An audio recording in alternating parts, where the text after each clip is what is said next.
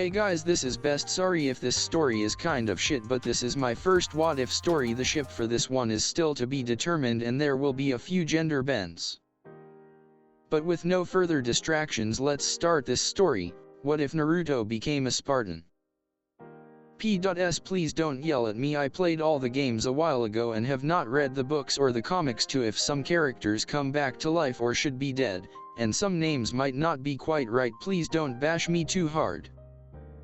Pain roused me from my slumber, and a gasp escaped my mouth. What happened were the first words that came from my dry throat.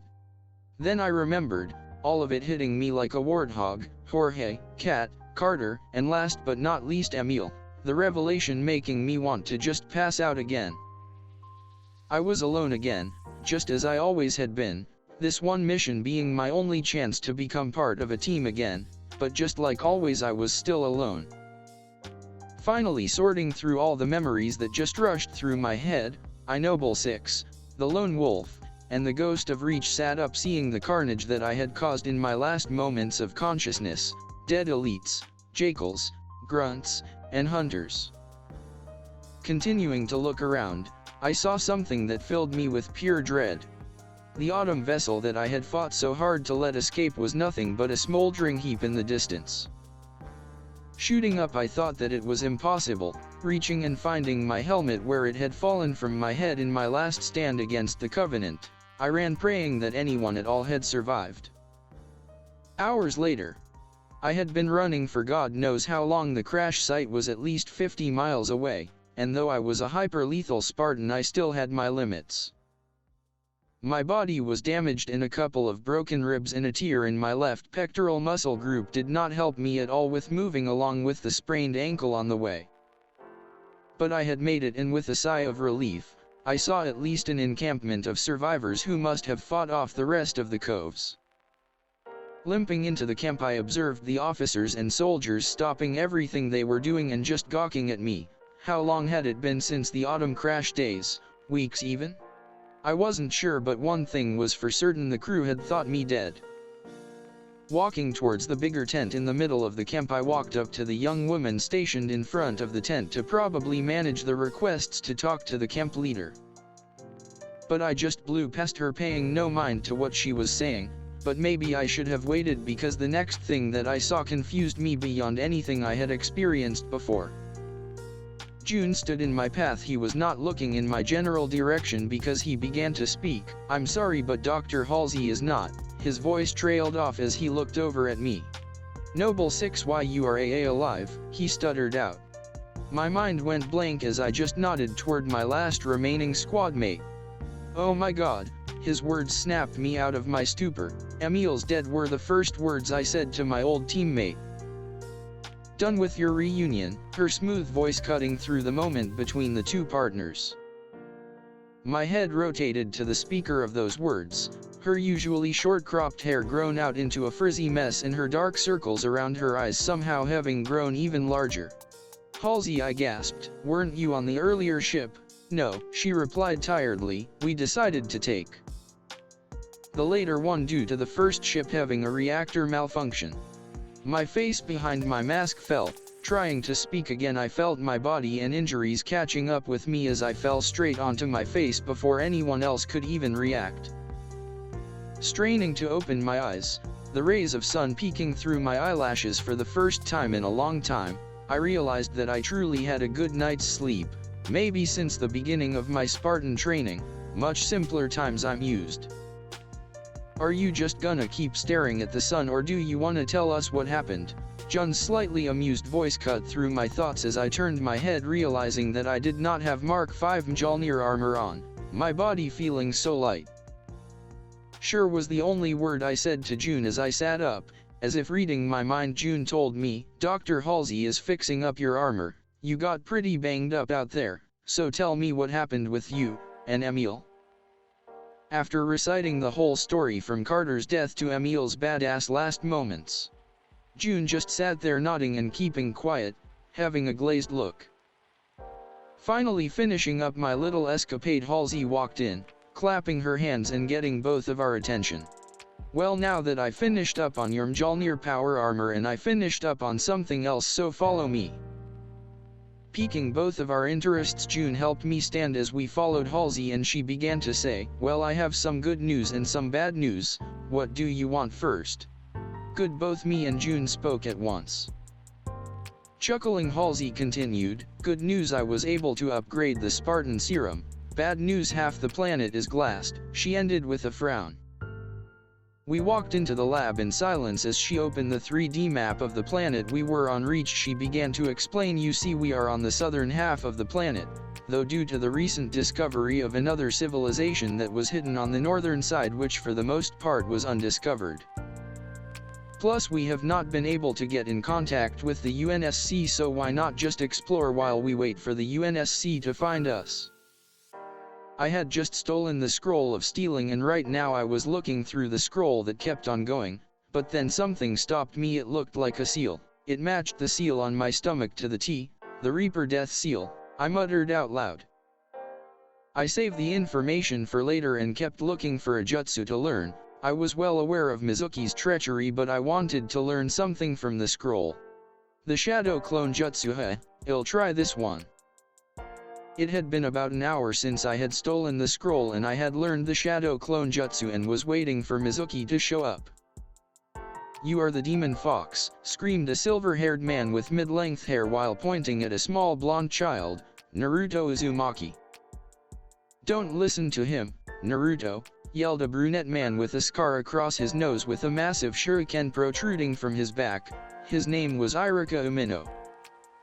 But the 12-year-old child that they were both yelling at just stood there shell-shocked that the Demon Fox was indeed sealed within him, or the best impression of shell-shock that the blonde could make. He had known since the day he could remember, thinking that he was the container of the big OL fuzzball. When Mizuki had purposely failed him, even though he had known he'd passed, he knew that something was up, and it was all him, not any giant fox with the ability to read minds. Nothing like that. Plus, he had thought it may be fun to try and steal a scroll of utmost importance to the village from under the Hokage snows. When he had seen the old man high out of his mind from the new stuff he had in his pipe, Naruto knew it was time to strike. Using some of the stealth tricks he was taught by an Odambu that always had a dog mask on and would follow me around trying to be sneaky, but was instantly caught by the then 4-year-old boy. So from that point on, Mrs. Dog, as I called her, never really hid anymore and would just walk around after me reading a little orange book and always failing to hide her giggles. Naruto had had contact with the fox since age 4, and the fox would continuously be a thorn in his side by making crude jokes on his young mind. It was even worse for me due to me not getting any of the crude jokes. But the yell of Irika Umino, my sensei, alerted me of the fact that Mizuki was en route to stabbing me like a shish kebab. I seamlessly dodged and used the one jutsu I learned from the scroll of sealing that O had stolen. Crossing my fingers in an X pattern, he yelled, Shadow Clone Jutsu. As an army of myself came to be and began beating the holy hell out of Mizuki. As a perverted dog, Maskumbu watched on in the slightest amusement. Later in the Hokage's office, the old man, as Naruto called him, had his hands crossed in an arc in front of his face. He was still a little woozy from the new thing that he smoked called marijuana. The Hokage did his best to stare down his surrogate grandson but failed miserably, with a goofy grin splitting his face when he said, So Naruto, where did you find this stuff that you call marijuana? Though the only sober adult corrected the conversation in the room, Irika, Hokage-sama, can we please get on topic? Mainly the fact that Naruto stole the Forbidden Scroll. An almost contemplative look passed the Hokage's features, and then, as if a light bulb went on in his head, his relaxed attitude shifted into a sternish look as he regarded Naruto with a semi-glazed look in his eyes and then spoke. Naruto Uzumaki. Don't do that again. I'll let this one slide due to Mizuki's treachery, and due to you saving the scroll of sealing from falling into the wrong hands, you are to be given a field promotion to Genin and the payment of an S-rank mission. Irika's eyes bulged as the school teacher heard Naruto's reward for the mission. Dismissed, the Hokage boomed as Irika hurriedly left the room as the Hokage ordered. As soon as the terrified teacher had left, the Hokage's face morphed back into that goofy grin. So Naruto, Where did you find that herb? Naruto's form slouched as the small boy sighed. Walking out of the Hokage's office, Naruto looked up at the sky as he thought about the events that only he seemed to notice the past few months.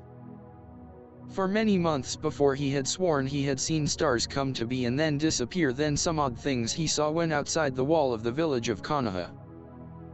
They look like really big birds, but the big fox had said they were made of pure metal and other unknown materials, which confused not only the fox and his container but all of the Baijuyu as well. Continuing to look at the sky, he noticed the sky was beginning to turn a brilliant orange color, coincidentally his favorite color, as if the world knew what Naruto Uzumaki had accomplished. Walking home, he couldn't wipe the absolute joy off his face, even when he laid down for a little bit of shut-eye. I squinted my eyes as the sun's unrelenting glare shone through my destroyed blinds. I sighed, knowing that I would eventually have to fix all the disrepair that my little apartment was in. It had been many years since I was kicked out of the orphanage. I have only kicked out a few years ago when I was about 4, and coincidentally the same day that I met Mr. Dog. They used to try and attack and beat me, but once Mr. Dog beat one of them to death, they have been very hesitant. But that's the thing I never understood about my backward-ass life. Why did some people look at me with pity and why did some look at me with hate? A few years ago, before I was 4, people just treated me with pity just like all the other orphans. Though the day that I was kicked out of that orphanage, an old man wrapped mostly in bandages talked to the head mistress, and her confused face soon morphed into a face full of hatred and disgust. I stopped my musing about my bad pasted experiences and just remembered all the things that revived my happiness, because after a year or so on the street and after one bad beating, I... Flashback. You deserve this, you demon. For my father, I heard a young man scream as he punched me down to the ground, with others screaming such things as, just die demon spawn, and for the 4th.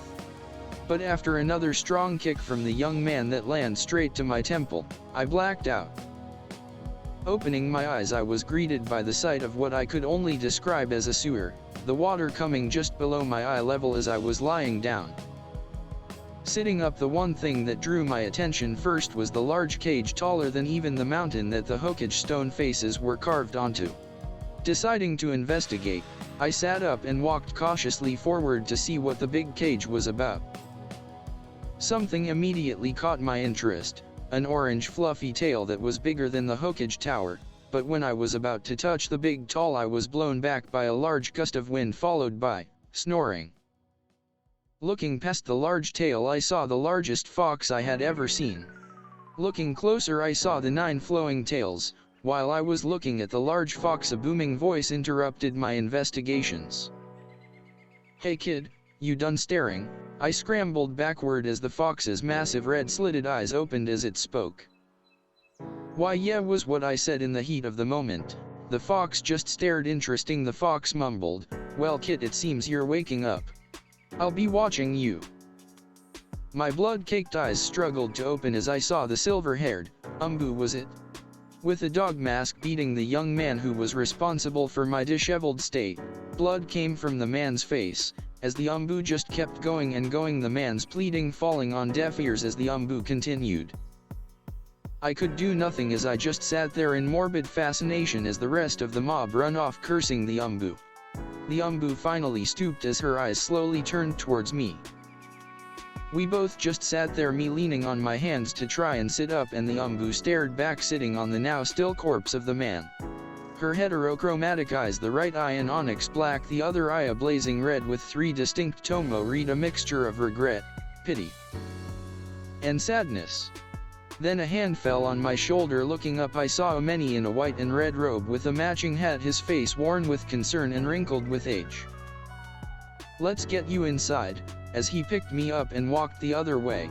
Looking over his shoulder, I saw the Umbu slowly reaching out with her blood-stained hand as if to try and grab me from where he sat on the man's arm. Since that day I remembered the Umbu's eyes of sadness, and whenever the fox would point out that her presence, and once the fox pointed it out, it was pretty easy to see her long silver hair cascading out from her hiding places. It was maybe a year after that I finally was able to squeeze a word out from her when I kept annoying her about that little orange book of the unfavorable genre. Her only words were, "Just because I'm a girl doesn't mean I can't be a pervert," her hand moving to her mask where her lips would have been. Even through the mask, I could see her obvious embarrassment due to us being on a very public road. After that, the villagers gave us even more space than usual for the rest of the week. Present time. Smiling at the old memories, I made my way to the bathroom to shower and do my other waterly business. Walking out into my kitchen, I was greeted with the sight of Mrs. Dog standing in the kitchen with a proud look through even the mask that covered her face. But her first words were not what I expected. "Let's go drinking." "Wah," I stammered as she explained. "Now that you are a shinobi, you are of legal age, and due to me having to watch you every day, I've been sober for far too long." I just stared at her with a blank face which slowly began to crack as I laughed out loud for the first time in a long time. The longer I laughed, the more uncomfortable the umbu seemed to be, as I could see her ears blazing a majestic red. "She's right, kid," a voice boomed in my head. "You should test your limits, and maybe if you win some drinking competitions you might get some quick cash." Not denying the knowledge that was benevolently bestowed upon me. "Let's go," I told her, "but you're paying." I could see the smile splitting her covered face. "I'll show you the place," she responded. "The crooked kunao," I read out and turned my head to my new drinking partner. She looked back at me, the hands on her hips, and nodded with a satisfied sigh, and began to drag me in. When we got inside, we were treated to cheers from every corner of the bar. A purple-haired woman walked up to us and began to speak. "Hey Kakashi, long time no see, what's with the brat?" "Hey Anko, it has been a while, and this here is Naruto Uzumaki," she responded to the purple-haired woman's query. "So this is Kushina-sama's brat. Nice to meet you, kid," she said in an upbeat tone, the first words being only a whisper, while ruffling my hair as we walked over to a booth in the corner where I saw someone I didn't expect to. "Irika," I stammered as he looked at me with the same confusion. "Naruto, what are you doing here? Aren't you a little young?" I opened my mouth, but the no-named Kakashi spoke for me. "You can't speak, Irika. You also started drinking when you were fresh out of the academy." With a small tint of pink on his cheeks, Irika responded shakily, "He didn't have to know that," while he looked at me. But his embarrassment was soon forgotten when Kakashi yelled out to the bartender, "Hey Kazumi, can we get a round of sake over here?" "Come in right up," the bartender yelled back. Kakashi sat down and patted the space next to her. Accepting her offer, I sat down. To my surprise, she began to reach up to her face mask and pull the mask off her face. I began to sit forward, straining to see her face. As the mask slowly came off her face, I leaned farther forward, but the mask came off to reveal another face mask. Though this one only covered the bottom part of her face, was also cut diagonally above her right eye and covering her left eye. I fell forward, hitting my head on the hardwood table as the whole bar erupted into laughter. Cringing at my pain, the bartender Kazumi asked, "So Kakashi, how many is that now?" "If I can still count correctly, that would be 687, Kakashi responded with a sly look to her. Anko hit me on the shoulder, and through chuckles, she told me Kakashi is infamous for making people face fault when she takes off that stupid umbu mask. She's gotten everyone in the bar, including myself. Chuckling at her antics, our drinks arrived, and Anko was the first one to grab her drink and downed it in the next instant, wincing at the burn in her throat. Following her example, I picked up the small serving of sake and downed it, the burn overpowering everything else around me. "How the fuck do you enjoy this?" I exclaimed as the burn washed through my mouth and throat. The rest of my table only laughed quietly. "It's a developed taste," Kakashi told me through chuckles, and somehow took a sip without taking her mask off. 6 p.m. "How the fuck are you not drunk yet?" a drunken Kakashi stammered, stumbling over her words. "Irika and Anko passed out hours before." To answer, The very well-phrased question that your, I quote, drinking partner, asked. The voice of the fox rambled, your metabolism is about 3 to 4 times faster than it should be due to my chakra's influence over your healing factor. Deciding to avoid her question, I cheekily asked her, another round. I don't feel so good, no more drinks tonight, Kakashi mumbled as she fell on top of me and passed out. Miss Kakashi, can you get off of me? I asked her out of breath. But the only response I got was a loud snore. Attempting to escape, I was interrupted in my escape attempt when the fox cut and Kit stopped struggling. Many men would die to be in your situation. Turning red-faced, I mentally yelled about the perverted fox and just accepted that I was not sleeping in my bed tonight. But before the feeling of sleep washed over me, I saw the bartender Kazumi sneak over and snap a photo of the 4 of us while giggling. Not a word, were the only words I could squeeze out, and Kazumi just smirked. Kakashi POV. Warm, was the first thought that went through my mind. It exuded heat, unlike the stuffed animals that I had at my home. Many of my friends laughed at the fact that I still slept with stuffies, but can you blame me? It's the only way I was able to cling to my childhood that I never had. But back to the problem at hand, why was my stuffy so warm? Cracking my eye open, I was greeted with the smirking faces of Irika and Anko looming over me. Was that a camera? Ruffling through my memories of yesterday, I remembered bringing my young friend to the Crooked Kunao, and my mind went blank as I looked down at my very warm stuffy, and almost jumped when I saw that it was the aforementioned blonde. I squealed and scooted back until my back hit the wall of the booth, my face turning a crimson brighter than my sherry non-eye.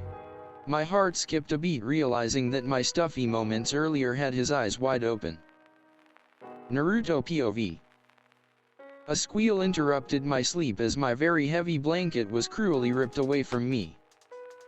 Forcing my eyes open and seeing a certain bright red, slivery-haired Umbu captain, the memories of yesterday rushing back into my mind, I could not help but also turn red. As I heard giggling from behind me, I turned just to see Anko and Irika covering their mouths, and Kazumi waving the little picture that she took last night. But before I could reach for the photo, a still red Kakashi blurred and grabbed the photo. I could see by looking at her face that the photo was quite the treasure. Kakashi held the photo with a tight grip, attempting to burn the photo with her gaze. She somehow turned an even brighter shade of red, while both Anko and Irika waved around their own versions of the photo. Kakashi turned quickly and picked up Kazumi by the collar and held her in the air, red-faced, as Anko and Irika dragged me out of the bar before Kakashi started attacking us in her feminine rage. Somehow getting free of Kakashi's hold, Kazumi ran out of the bar as Irika, Anko, and I ran away, but I stuck around just long enough to see Kakashi replace her bookmark with the new photo. Okay everyone, today is team assignments, so listen up, boomed the voice of a slightly ticked-off Irika. The classroom fell silent with that remark. Regaining his composure from his outburst, Irika continued. Team 1 through 6 are still in circulation. Team 7 Jonin Sensei Kakashi Heitake Genin Naruto Uzumaki. With those words my face turned a brilliant shade of red as I slammed my head on my desk, not even listening to the rest of my team. My head stayed there for a solid 30 minutes as I just asked why her? Why her? I mean, there was nothing wrong with Kakashi-san, it was just, forget it, I thought. Finally looking back up to see the room practically empty besides Suzuki Uchiha and Sakura Harano, sitting in the empty classroom with me, realizing that these two were my teammates, I sighed. This was going to be a tough team to work with. Hokage Tower 1 hour earlier. Jonin Kakashi Heitake, your team will consist of Sakura Harano, Suzuki Uchiha, and Naruto Uzumaki. The old Hokage spoke, seeing the silver-haired woman turn bright red and face fault, drawing much attention to her due to Kakashi never having such a reaction to any of her former teams. Speaking, Kakashi asked the aging Hokage, "Sir, may I be dismissed?" and left with the Hokage's affirmative answer. Kakashi POV. Why him? The question mulling over in my brain, stuffing my nose farther into my book to hide the blush creeping up my face. I had walked around Konoha 3 times now trying to figure out how to play it cool with the blonde on my team. Staring and blushing at the not-so-mildly embarrassing photo I was now using as my bookmark, my face and entire body sprawled out on top of the blonde that I noticed was slightly taller than others his age, around 5'4". My face forming into a pout as I realized he was not much shorter than me. Realizing a deep sigh, I finally decided to head over to the academy. 3 hours later, Naruto's POV. It had been 3 hours since team announcements and I was starting to worry about my impromptu drinking buddy. She was usually late according to Anko, but only for about 2 hours. But 2 minutes after my musing, the same silver-haired, onyx-eyed Cyclops walked through the door. "Meet me on the roof in 5 minutes, she spoke and promptly turned into a puff of smoke. I sighed and mumbled, "Kakashi couldn't even come in person," which to my displeasure got an odd look from both of my teammates. Before I got the chance to walk out of the classroom, a shout from the pink-haired banshee halted me in my steps. "You shouldn't refer to our sensei in such a familiar manner." Wincing at the tone, I just walked up to the roof, not followed by either of my teammates. Making it up the stairs, I was greeted by the Cyclops, or more accurately the back of her orange book. "Hello Naruto, you're early," she spoke. Responding, I said, "It's not my fault they didn't follow me." Looking away from her, I noticed that odd light in the sky. I wasn't a star because it was moving. But before I had time to think about it further, the door behind me burst open with a crash. Spinning around, I saw a fuming Sakura and a traumatized-looking Sasuke. "What happened with you two?" Kakashi asked with a raised brow. In a shaky voice, Sasuke replied, "She tried to kiss me." I could help but laugh at the usually broody boy's embarrassment. After a good laugh, Kakashi's velvety voice cut through the laughter. "All right, my cute little genin, it's about time you all introduce yourselves. Likes, dislikes, goals. Let's start with you, Pinky." Sakura humphed and then SLL but shouted, "My name is Sakura Haruno and I like," pausing to look at Sasuke, "and my dislikes are perverts and Naruto, and my dream for the future." She trailed off to look at Sasuke and blushing. Sasuke blanched and started his introduction. "My name is Sasuke Uchiha and I don't have any likes or dislikes, but my goal is not really a goal but an ambition that I will fulfill by killing a certain someone." And Kakashi stifled a laugh at his emo-ass introduction as Sakura was just looking at him in awe like he was a second coming of God or something. "Alright, my cute little genin, meet at training ground 7 tomorrow at 6 AM sharp, and blonde you're with me," Kakashi announced to my slight embarrassment. Turning and walking toward Kakashi, her hand fell on my shoulder. As we body flickered away, we heard the screech of Sakura on why I didn't have to say any introduction but were gone the next instant. Standing in front of a medium-sized house with a thin sliding door. "So sensei, what did you bring me here?" I asked. Her response was something I didn't expect. "I wanted to give you an apology for what happened at the bar." "Oh, don't worry Kakashi-sensei, it was." I was cut off by a blushing Kakashi. "It took a lot of courage to do this. Please just come in." An hour later.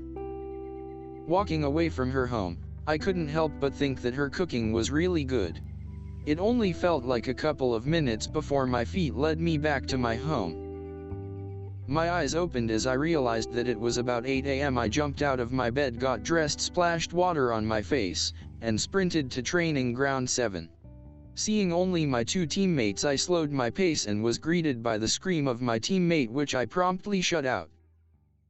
"Hey my cute little genin," Kakashi exclaimed, making us all jump. "Alright, time to begin. You have to get these little bells from me. Each person who gets a bell passes this little test and really becomes a genin," shaking 2 little bells. "There are only 2 bells and there are 3 of us," Sasuke thought out loud. "Good observation. Whoever doesn't get a bell by noon, goes back to the academy," Kakashi said in a dark tone while somehow winking at me. Kakashi's countdown roused me from my thoughts. 3, 2, 1, and the 3 of us jumped into the trees. Kakashi's POV. I was worried. The council had pressured me to pass the Uchiha at all costs, which meant that this team had to be passed or I might get released from my shinobi duties prematurely. But who I was worried about was the not-so-little blonde kid that I very apparently had feelings for. He just reminded me too much of my old teammate and crush Obito. A flying kick sent my senses into a flurry, promptly ducking under the attack and grabbed the leg and threw the attacker back towards the tree line. The black-haired attacker jumped off the tree and landed right before me and throwing a flurry of kicks and punches at me. He was good, but I had seen better obviously, but I finished him with a quick neck chop and he face-planted. A shrill scream of Sasuke-kun alerted me to the pink banshee running at me in a pseudo rage. I dodged and did the same as the prior attacker, her also falling at my feet. My, this is probably the worst team I ever had yet. But something drew my attention. Sakura was standing at the edge of the forest, shell-shocked. Wait, if Sakura is over there, then what? The jingle of the bells made me turn around to a smirking Sasuke and Naruto. Naruto POV. I smirked over at Sasuke's slightly annoyed look on his face. Your shit idea worked, I guess. Saying nothing, I tossed one bell to Sakura and the other to Sasuke. We all got the bells, so we all pass, I said in a mildly bored tone, matching Kakashi's look. With a flustered look on her face, she just said, "Meet at the Hokage Tower tomorrow," and body flickered away. 2 months later. Hokage GG, can't we get a good mission? I think that I speak for the entire team, that we are all bored of catching cats and painting fences. I moaned for maybe the 10th time that week. The Hokage sighed and finally respond, Irika, do we have any C-rank missions for this very enthusiastic team?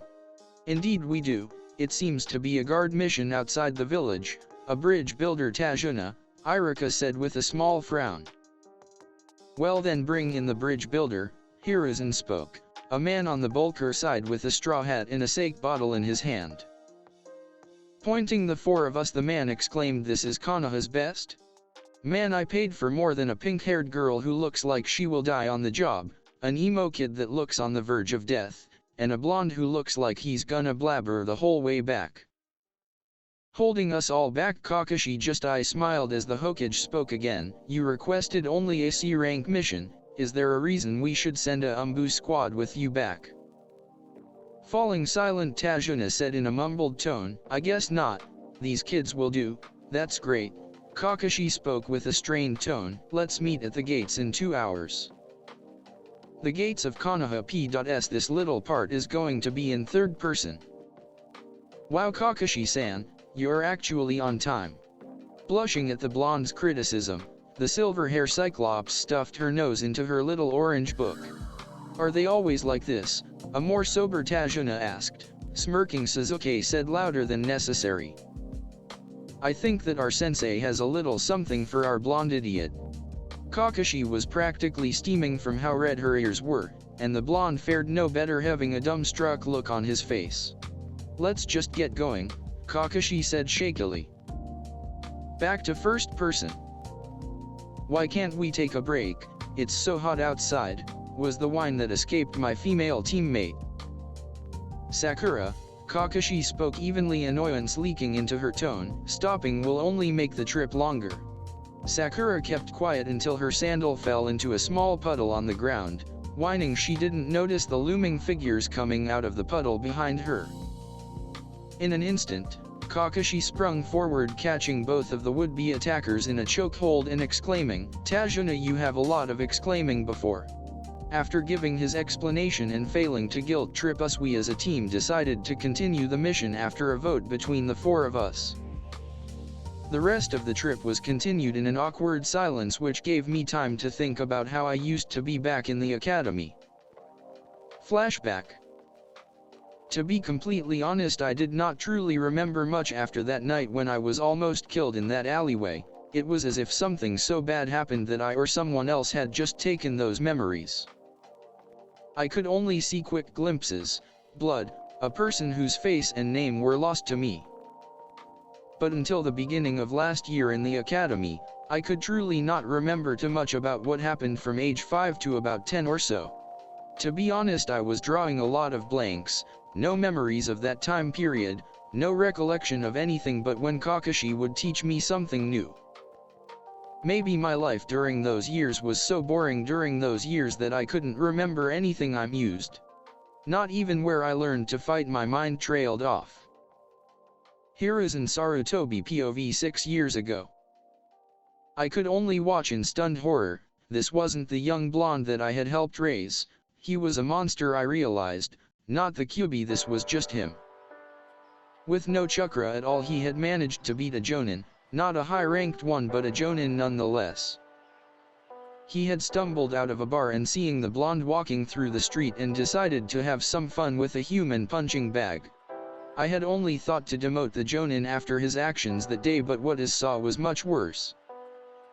The Jonin had called out to the boy, but the boy did not respond to the Jonin's words nor his name being called out, so the Jonin walked up to the boy and hit the boy on the back of the head hard enough to knock the blonde onto his face, his legs bending into the air.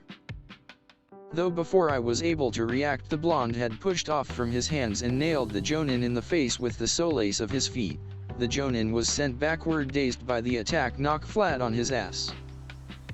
Oh no, the child did not stop there. He rushed over to the downed Jonin and kicked him hard in the temple, hard enough the Jonin's eyes rolled into his head, and the blonde just kept going, punching him, left, right, left, right. I was too shocked to send out the Umbu team until minutes after. By then it was too late. The Jonin's face had been caved in, his eyes and brain matter in a bloody puddle around him. Luckily Kakashi was out of town, I thought. We had to use a forbidden Yamanaka jutsu on the bit to make sure that those memories never resurfaced, because if they did we would have a merciless husk of a boy that only used to be human. But unlucky for us, in the next couple of years the seal continued to break and he would kill another person like his sparring partner while at the academy. We had to erase all those kids' memories after that one. Until we had the Yamanaka clan go into his mind and destroy the memories and seal off the remnants into a small corner of his mind. This was a very dangerous operation due to a wrong move, meaning that we would have a mindless boy that did not know or feel anything. Naruto POV. We had made it to the land of waves after taking a small boat and seeing the massive bridge right next to us. It was impressive that mere civilians were able to build the entire bridge. But soon we reached land. The mist around us began to thicken and I saw something out of the corner of my eye, so I threw a kunai at it. Sakura tensed and yelled, "Naruto, what was that for? Are you just trying to scare us?" Before she could yell at me more, a white rabbit hopped out of the bush. "That's odd," Kakashi mused. "Rabbits are usually brown this time of year. That means everyone dug." She finished with a yell, jumping on Tajuna and making him drop to the ground. A giant cleaver flew over us just where our heads would have been.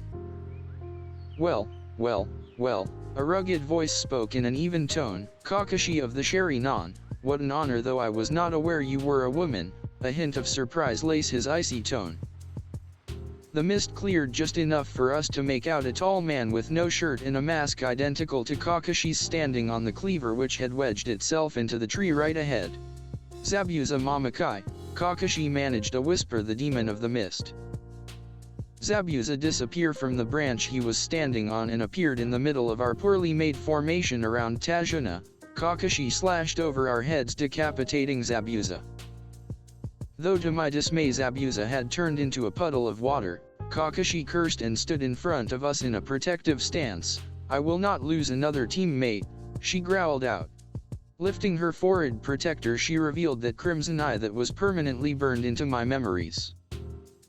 "Aw, that's cute, Kakashi, trying to protect your little genin," the voice of Zabuza echoed around us. Managed to say, "Well, in my village I was the only genin to graduate that year because I killed all of my peers." They all froze but Sakura and Sasuke for completely different reasons than myself. Those words, killing peers, just flipped a switch as if some memories were being rebuilt from nothing. His monologue continued, but my mind was racing with faces that I couldn't connect names to, and names I couldn't connect faces to. My heart was racing and I didn't notice that my sensei had been fighting of the swordsman until she screamed at us to run from him. You know your mission, Noble 6, the voice of Halsey ringing through my head. You are to go to this unknown continent and retrieve a test subject. Mission name Elemental. Detail unclassified. Sitting in the back of a ship with June as the pilot.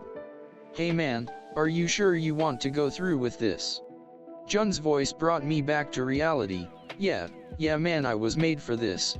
Halsey, time till deployment. 5 minutes out, Noble 6, her voice back to its regular pitch. We will be dropping out at the bank of a bay that we have nicknamed the Land of Waves. Naruto POV. What are we meant to do? My mind raced, looking over to my teammate and rival Sasuke, seeing he was also shocked to see our Jounin sensei stuck in a water prison screaming at us to run. Coming up with a plan, I crossed my fingers and summoned 30 shadow clones and transformed myself into a demon wind shuriken and had one of my clones pass it to Sasuke.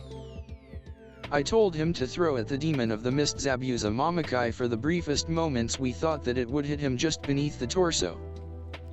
But the second the shuriken was about to connect, Zabuza jumped it, bringing his knees up to his chest and dodging the sharp weapon. I looked over at Sakura and I saw her face fall. But right then I revealed the trick and turned into myself as I soared past Zabuza, throwing a kunai at his unguarded back. But right when I thought the second weapon was about to hit, a senbon came from the woods, knocking the kunai of course. And our last-ditch effort had failed. Noble 6 POV. Looking down, we were flying past the larger island we were calling the Water Country. Looking down as we were flying speedily towards the drop point, something caught my eye. It appeared to be a small skirmish, but something that caught me off guard was the fact that I had just seen a 4-pointed metal weapon that my new AI that Halsey had newly implemented into my Mjolnir Mark V armor told me that it was an ancient weapon called a shuriken. Yelling up front, I told June to hover the craft above the little skirmish, and something surprised as I watched what I saw was a little blonde kid multiplying himself into 30 of himself and transforming into a shuriken. Noble 6 report, what exactly are you seeing? Halsey asked with a tone of voice I'd never heard before. Plain curiosity. Doctor, it seems that this side of the planet is home to some super-powered versions of humans from what I can see. Well, what the fuck are you waiting for? Halsey said, permission granted for engagement. Didn't have to tell me twice, I quipped back as I stepped off the exit hatch of the aircraft. Dr. Halsey POV. This is perfect, was the only thought racing through my head. The week before this little scouting mission, I had perfected the new human enhancement drug for a new line of Spartans, the only problem being the humans that were used for past Spartan programs were simply too frail. This left me with 3 options: A. Find a new species to become the main Spartan army, already out of the question; B. Attempt to use the drug on already enhanced Spartans like Noble 6 and 3. Through the problem with this is that it could have unforeseen consequences such as genetic mutations and cancerous growth. So the last option was either to wait for a Spartan to breed with a normal human or find another humanoid species that is naturally more durable. Which due to Noble's discovery was perfect. Just perfect. Kakashi POV. I was panicking to say the least. Not only was I slowly drowning, my student's last-ditch effort to save me was hindered by a masked shinobi, but a falling object caught my attention. It looked like a man. Noble 6 POV. Noble, brace for impact, Halsey's new AI told me. I crossed my hands over my chest as my feet pointed toward the water. I was falling to maybe 20 feet behind the 2 adults, one standing with the woman being stuck in what looked like water. Landing with a splash and a wince from me, due to my feet hitting the bottom of the lake. Realizing my suit is too heavy to swim up, I began to walk to shore. Kakashi POV. It was my lucky day, I thought, as the splash from the thing that fell from the sky was able to distract Zabuza just enough for his hand to slip out from the water prison, giving me just enough time to burst through the water orb and jump in front of my genins. Standing in front of my students, my eye flicked down toward where the water was beginning to ripple, revealing a hard metal helmet. Noble 6 POV. walking out of the water with a sigh and a silent thanks to Dr. Halsey for waterproofing my new suit. Looking around, I saw the small blonde child behind the silver-haired woman along with 2 more children. I was roused when a masked person jumped from the trees to land right next to the guy with, "Is that a giant cleaver?" Leaving the idea for later thoughts, I slowly walked toward where the blonde child was. The silver-haired woman crouched lower ready to attack. Putting my hands up in a placating gesture, I began to speak. "I only wish to talk with your blonde ward." Giving me a confused look, she responded in what my AI deciphered as Japanese, one of the oldest languages known to mankind. "Alex, can you turn on the translator on?" The response was, "Yes, right away, sir." Speaking once more, I said the same thing. "I would like to talk to the blonde child." Naruto POV. We all deadpanned at the almost 7-foot-tall man. Even Zabuza and his accomplice had stopped to stare at the massive man in disbelief. Sir, we were in a fight with that man over there. Do you mind if you help us with him and then we talk?" my sensei somehow said calmly. "I apologize for the interruption, but my boss would like for me to talk to the boy as soon as possible." Turning, the man looked at Zabuza, the man's eyes widening. "Haku, we are leaving," Zabuza said before grabbing his companion and body flickering away. Turning back and kneeling down in front of me, he spoke, "Young man, please come with me." Noble 6 POV. The boy's guardian was tense. It looked like she was fighting to stay conscious. She spoke, her tone coming out raspy and dry. "Can we please talk somewhere more private?" After those words, the taller fat man spoke, "You guys can speak when we get to my house." The woman's eyes showed a shred of relief before she fell forward. I caught her deciding it was better to start things off on a positive note than just letting her fall face first. Picking her up, I slung her over my shoulder and asked in their language, "Where is your house, sir?" pointing the man leading us towards a series of houses. I was getting some odd looks as I continued to walk. My first observation was that the humans on this planet were smaller, I suppose. But after a minute or so we made it to the house he had pointed at. It was bigger than the other houses, but I still had to bend down to make it through the front door. Once inside, I was met with a gawking woman and a small child hiding behind her. In a shaky voice, she spoke, "Welcome to our home. Please make yourself comfortable. My name is Tsumamai and this behind me is Inrari." A little bit of the third person again. "Good lord, that guy is massive," were the thoughts of everyone in the house.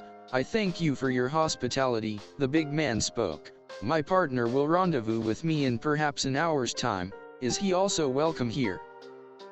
"Oh, of course," the stammering family said in unison. The guy cut in again, "You may call me Noble 6. Me and my partner have brought food for ourselves, so you don't have to worry," he ended in a quieter tone.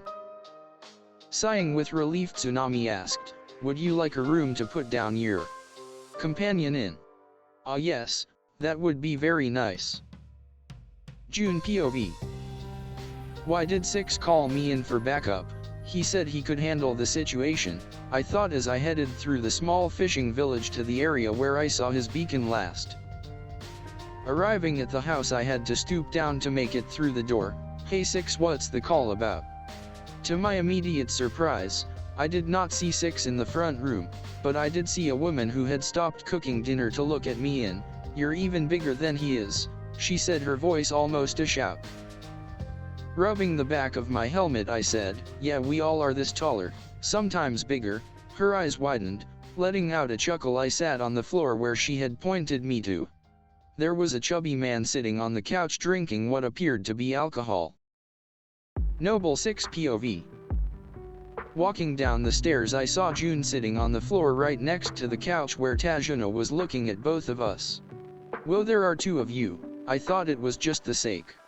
Ignoring the man, I gave June the rundown. "So you called me down as a precautionary measure?" All I said was yes. "I'm not sure how powerful these new types of humans are, so on the safe side I called you." "Good call," came a woman's voice from the stairs. It was the silver-haired woman who stood there leaning on the boy of their team. June leaned over. "You didn't tell me about her." She is not the one Halsey wants, I said, pointing at the supposed youngest person. The somewhat tall blonde 12-year-old. The woman sat down next to us on a chair. So do you want to tell me what you two want with my cute little Jenin? She spoke, her tone gone ice cold. Silence reigned for a couple of minutes as I and June tried to make a good excuse so we did not have to kidnap the boy. She spoke, since there is no good reason for you to tell me, it is up to Naruto. She called the boy, who appeared very abruptly. These two men are here to speak with you. Naruto POV. I stared up at the two men. They had just explained why they needed me. So you're telling me that this woman Halsey needs me to make me just like you guys? Well, I'm in. I have no one at Konoha. But there is one problem. No one in the village will let me go with you guys. I see, the bigger of the two said. We may have to stage your kidnapping, or your defection. No, defection is straight off the table. I don't want to be labeled as a traitor. Noble spoke up now that Kakashi was out of the room. Well, then we will have to kidnap you. It will not be too hard. Now is probably a perfect time to execute this little plan. Thinking it over, I put in my own idea. What about faking my death? We most likely will have to fight against Zabuza again, so it's a real possibility that I may die during that fight. Silence is what greeted me. You're smart, kid, were the words spoken by Noble 6. Here's the plan. We will leave pretending that you were not the one that we needed, and we will monitor you from afar. When you fake your death, it's best if your body is hard to find, like blown far away, fallen off a cliff, or jump into the water. It's better if you're missing in action than Kia to your military superior. 5 days later.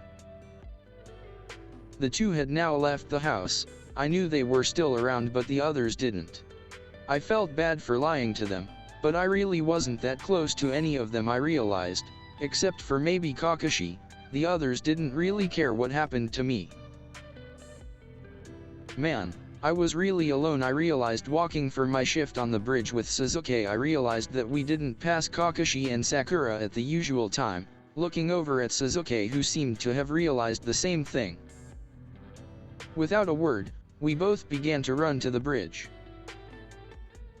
When we got there, we saw Kakashi fighting even with Zabuza, but Sakura was not doing so well. She looked like a pincushion with pink hair. Rushing in, I stepped in front of Sakura, taking the next round of senbons. Wincing at the pain, I rushed towards the masked shinobi, who blocked my kunao with a senbon. Our weapons locked. We looked into each other's eyes. I saw their eyes and I couldn't help but wince at their look. It was a mixture of desperation and grim acceptance. Pushing back from the engagement, I look at them, their hands forming one-handed hand signs, which soon formed crystalline ice mirrors around me. Looking back, I saw my two teammates staring at me in shock.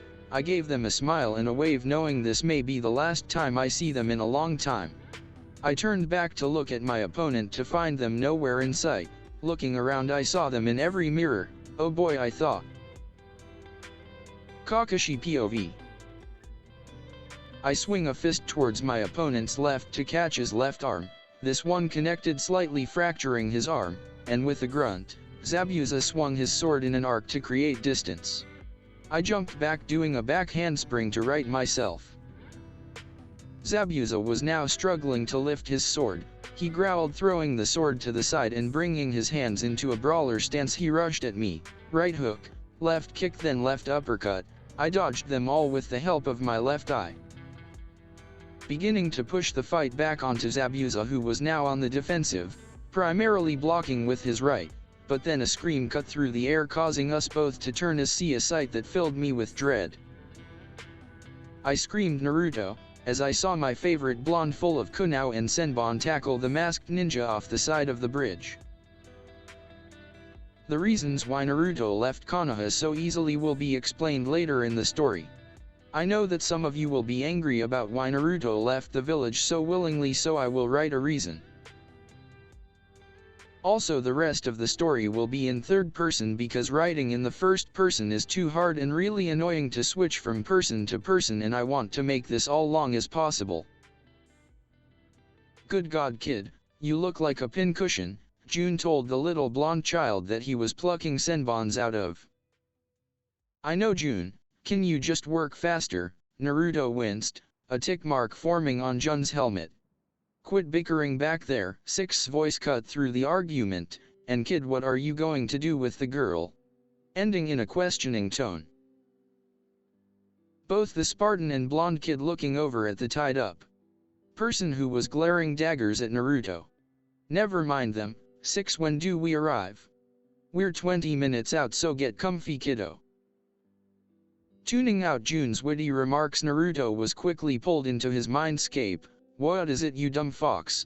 He began, but was cut off by a growl and the serious tone that Kurama used. Listen kid, I have not been completely honest with you. I am not the Nine Tails, well, not all of me. Your father is alive. Naruto's mind went blank, and he unconsciously asked, did they leave me? Did they love me? Not as much as they should have, kid, but my chakras is running out. You have a sister and both of your parents left for a scapegoat. Naruto was stunned, he couldn't think. You know what, kid, let me just show you that night. Flashback. Naruto was transported right next to his mother, who was currently giving birth to, was that twins?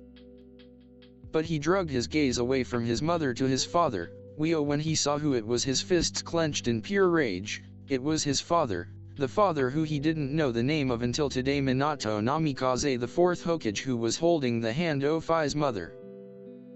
The two nurses grabbed him and his sister to clean them up, his parents looking overjoyed. All the happiness was washed away when they all heard a voice, step away from the Jinchuriki. Naruto turned to see a man with a mask that looked like it had a tiger design on it. He was holding him and his sister with a kunai pointed at the two of them.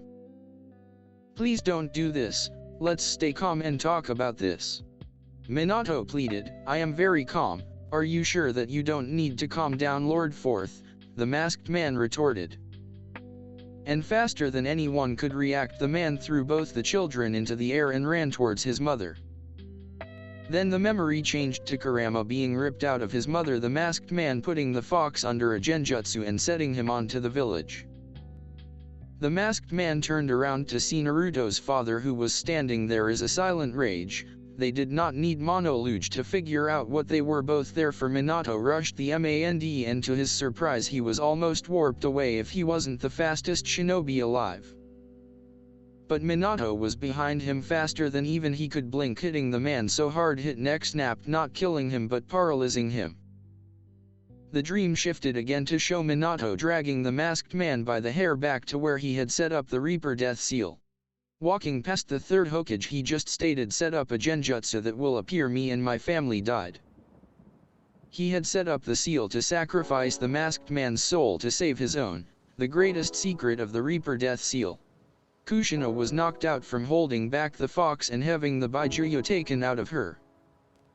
Using the seal, Minato asked the Death God, please, O great Death God, separate the fox's soul and its power, seal them into my son and daughter respectfully, he spoke, falling to his knees. The memory skipped forward to Minato holding his daughter and letting his son lie on the ground. He grabbed his wife and told the third, I need to take my daughter out of the village to protect her from other people like that masked man. I will leave my son in the village to keep suspicion away. Those were the last words his father said to the third Hokage before he left the village, not looking back. Quick interruption: the reason Obito was defeated so easily will be revealed later. With this last revelation he was pulled back to his mindscape. I'm sorry kid, but you are going alone in here. My last chakra that was left in you is fading and will fade soon. Goodbye kid.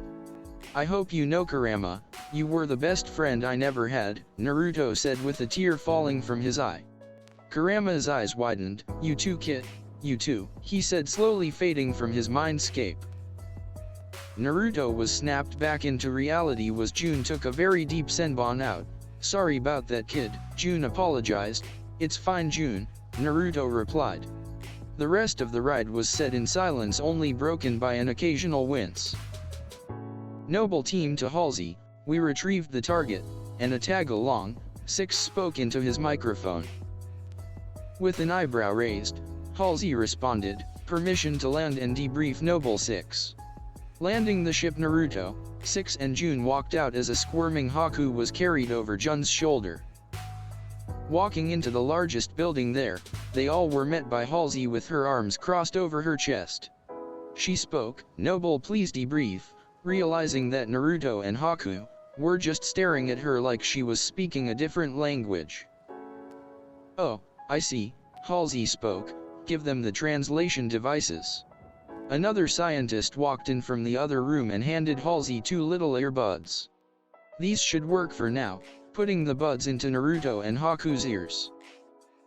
"Now that you can understand me, we know your answer to your initiation into the Spartan 4 programs." Pausing and looking at Haku, she asked, "But what will we do with you?" Glaring at Halsey, Haku all but yelled, "Zabuza is most likely dead, and I don't know what to do. I gave my entire existence to Zabuza-sama." Switching to a more somber tone, they continued, "I just want another purpose to dedicate myself to." Their eyes now streaming with tears.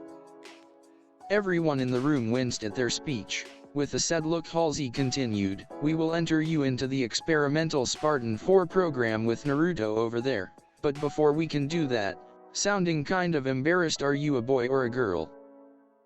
Haku's face morphed from sadness to a deadpan look until she lashed out, "I'm obviously a girl. Do you see my face?" Her face lighting a bright red as she yelled loud enough that even Sakura would be proud. Everyone wincing, Halsey continued, "You will be the first Spartan placed under Fox team currently led by Naruto." Naruto raised his hand and Jun called on him, "Jun, why do we have to go back to school?" Jun sighed, "I've already told you you have to know about the history and language of the UNSC.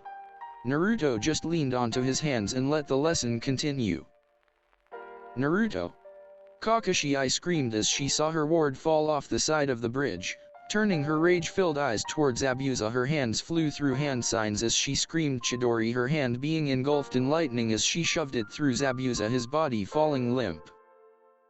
Looking around for more things to vent her rage on, she saw a small man clapping, but before he could open his mouth, it was filled with blood as Kakashi lifted him into the air, her hand through his small frame. He attempted to scream but only managing a gurgle. Sasuke and Sakura could only watch in horror as their sensei kicked and punched through the army of bandits and thugs that had just arrived, her kunao and shuriken buried into almost every bandit. Kakashi fell to her knees looking up at the sky as it began to rain, washing away the blood from her eyes and clothes. Sasuke and Sakura walked over to their sensei, putting their hands on their sensei's shoulders and looking down at their sensei's face, which was now doused with tears and dried blood, but they were washed away by the rain. Kakashi reached out and pulled the 2 genin into a hug and whispered to both of them, "I will not fail you two. I swear, for Naruto's sake." They looked for his body for hours, so they at least could bury his body, but nothing turned up. Kakashi even swam to the bottom of the water at the bridge. Nothing. They could only guess that Naruto's body was washed away with the current. The journey back to Konoha was in silence, Kakashi shedding tears and not even reading her orange book. Sasuke and Sakura just walked back in shock. They had just witnessed their teammate's death. Sasuke's eyes were glazed over. He had unlocked his Sharingan, but at what cost, he thought. Sakura was thinking of quitting being a ninja. Until a couple of days ago she thought that her Sasuke-kun would protect her from everything, and Naruto would save her if Sasuke wasn't there. But now that Naruto was dead and she knew that Naruto was stronger than her, and now that Naruto was dead, she realized she could be next. In the Hokage Tower, "You what?" the Hokage shouted. Kakashi and the rest of her team were just staring at the ground. "Kakashi, I trusted you with the most important thing to the village, me and yourself. You let the 4th's legacy die. Kakashi, you are released from your team, and Sasuke and Sakura will be transferred to a different team." Kakashi looked like she wanted to say something, but she turned around, her head sagging, and left the room to go drink her problems away. The 3rd felt slightly bad for lying to Kakashi. Naruto was not the Jinchuriki of the Nine-Tail, he was only the container of the soul and mind. Sarutobi was the only one to know besides the elders, but Minato Namikaze was not dead to keep up the myth that the Reaper Death Seal would kill the user, something that only the readers of the Scroll of Sealing know. The Reaper Death Seal can be used to sacrifice anybody's soul by only thinking about it. This was the reason why the Hokage was so concerned when Naruto stole the scroll. For all Sarutobi knew, the fox's soul was helping the kid and may have even told him who his father is. Minato and his family were kept secretly at the fire capital in the palace of the daimyo with Naruto's sister Narumi, who contained all the power of the Nine Tails. Naruto was used as the scapegoat because of his natural birthmarks that looked like whiskers. They could easily say that Naruto was the Nine Tails and leave to train the perfect weapon. Haku and Naruto were both floating in test tubes, their physiology being evaluated. Incredible, Halsey said. They seem to have a type of energy in them. It is connected to their nervous system, muscles, bones, and pretty much everything else as well.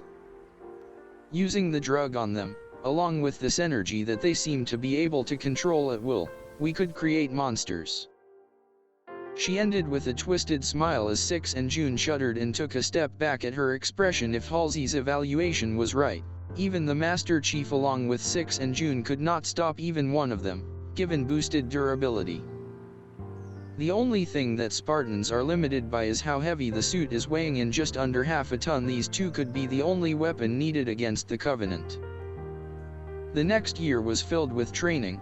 Due to Naruto and Haku's young physical state, they needed to be trained until their bodies matched certain requirements so they will survive the Spartan enhancement drug, if their muscle mass and cardiovascular systems were subpar. Then the drug would result in death or unforeseen mutations. If their health was too good, then the drug would only give a slight boost compared to the extreme boost that Halsey was hoping for. Naruto had gained about 10 pounds of muscle and lost most of his baby fat. Haku had grown an inch or two, along with cutting her hair a little shorter, allowing it to fall just past her neck. It was the day that Haku and Naruto would go through the Spartan 4 program, hopefully boosting their muscle mass and bone density, and allowing them to connect with the Mjolnir armor. "Hey kid, you nervous?" Six's voice cut through the blonde's thoughts. "Just a little," was Naruto's response. "Were you nervous when you were enrolled?" "We all were. For us normal humans, the risk of death from the drugs was a 50-50 gamble," was Six's response. Sitting in silence, they both just sat there enjoying the presence of each other until Haku walked in. "Halsey says that they're ready for us. Let's go, Naruto." He stood up, waving back at Six, and walked next to the girl that he had grown quite fond of. "Are you ready for this?" Haku asked. "Never been more ready," Naruto responded in the most positive voice he could muster after the military train they had both gone through. The rest of the time walking was taken in silence, a comfortable one at that, stopping in front of the science wing they were about to enter until they heard Halsey on the other room telling them to come in. Walking in, Halsey directed them to 2 tables in the middle of the room, telling them to lay down. Straps were put around all their limbs. "Naruto Uzumaki and Haku Yuki, are you ready to go through with the Spartan 4 programs?" Halsey asked, putting on gloves and a mask. "Yes," was the simultaneous response from both of the patients. Halsey prepped all the needles and doses of the enhancement serum, with 4 scientists per person and 1 needle for every large muscle group. Halsey gave the count: 5, 4, 3, 2, 1, needles in. "I hope they survive the operation," Six thought out loud. "I'm starting to like the brats. They're some tough kids," June responded, "but I heard that Halsey is using twice the dosage that she used on the regulars." Six's head snapped to June. "Twice?" he all but yelled. "God, it's gonna be a miracle if they survive." An hour later, Six and June walked in to see Haku and Naruto passed out, but the operation was successful. Halsey spoke to them. "The operation was a bigger success than even I could imagine. Instead of adding to their strength, it multiplied it." The 2 Spartans just gawked at Halsey, not only at the fact that the kids survived but at how much stronger they were. The remaining members of the noble team could see the improvements. Naruto had grown a substantial amount from his previous 5'7". He had grown to be just shy of 6 height, now standing at 6'7", and most likely to grow even more, and Haku was wow. Her assets had grown twofold and her height increased from 5'6" to 6'5". This most likely being her full height due to puberty hitting soon for girls. Both of them had grown significantly in the muscle department. Their muscle mass grew to 2 times the size. They are really going to shine when they are fully trained. Even the UNSC couldn't stop them. Jun spoke out loud, the others just nodding along. Naruto woke up first to see the scientists running a bunch of tests on him. He sat up, startling all the people around him and immediately hitting his head on the lamp that was placed above him. Rubbing his forehead, he realized that his hand felt bigger and how he usually didn't hit his head on hospital lamps. Looking down, he realized his legs and something else grew substantially. Almost as if reading his mind, Halsey told him, "Don't stand up yet, not acclimated to your new body size." "My God," were the only words that Naruto could manage. He looked over at Haku and immediately blushed to realize they were both as naked as the day they were born. Forcing his eyes from the beautiful girl laying down next to him, "Explain what the fuck happened, Halsey." She smirked at me. "Well, for one thing, you grew just a bit," she teased. "No shit," I said, deadpanning at her. Rolling her eyes, she kept on going, "Your muscles have grown, allowing you to run faster than before." Ignoring her earlier warning, he moved his legs over to the side of the table and stood up, and instantly realized how tall he had gotten in such a small amount of time. The woman who used to stand even in height with me was now a foot shorter than me. He looked down at her. He started to walk around, getting used to his new height. He came to a full stop when his head came even with the door frame. Turning back to Halsey, he said, "Damn, you told me I'd grow, but I didn't know it would be that much." She just smirked and turned to a waking Haku. She rubbed her eyes as she woke up and looked around. She stared at him like he was an alien. Then she looked down and screamed. All he could do was look away as Halsey ran around trying to find some clothes for the both of them.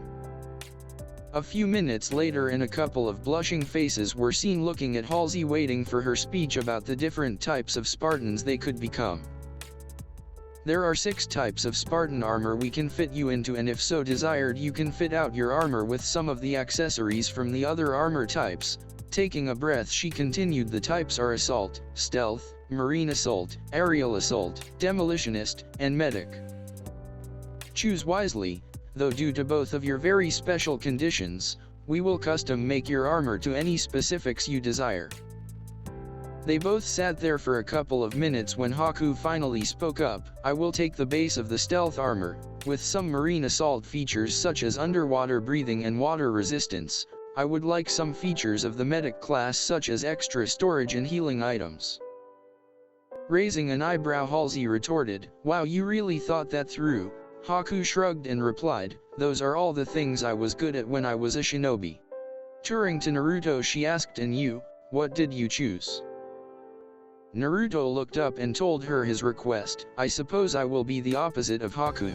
I would like the base assault armor with the jetpack of the aerial assault armor, and some weaponry from the demolitionist such as extra grenades and arm-holstered missiles."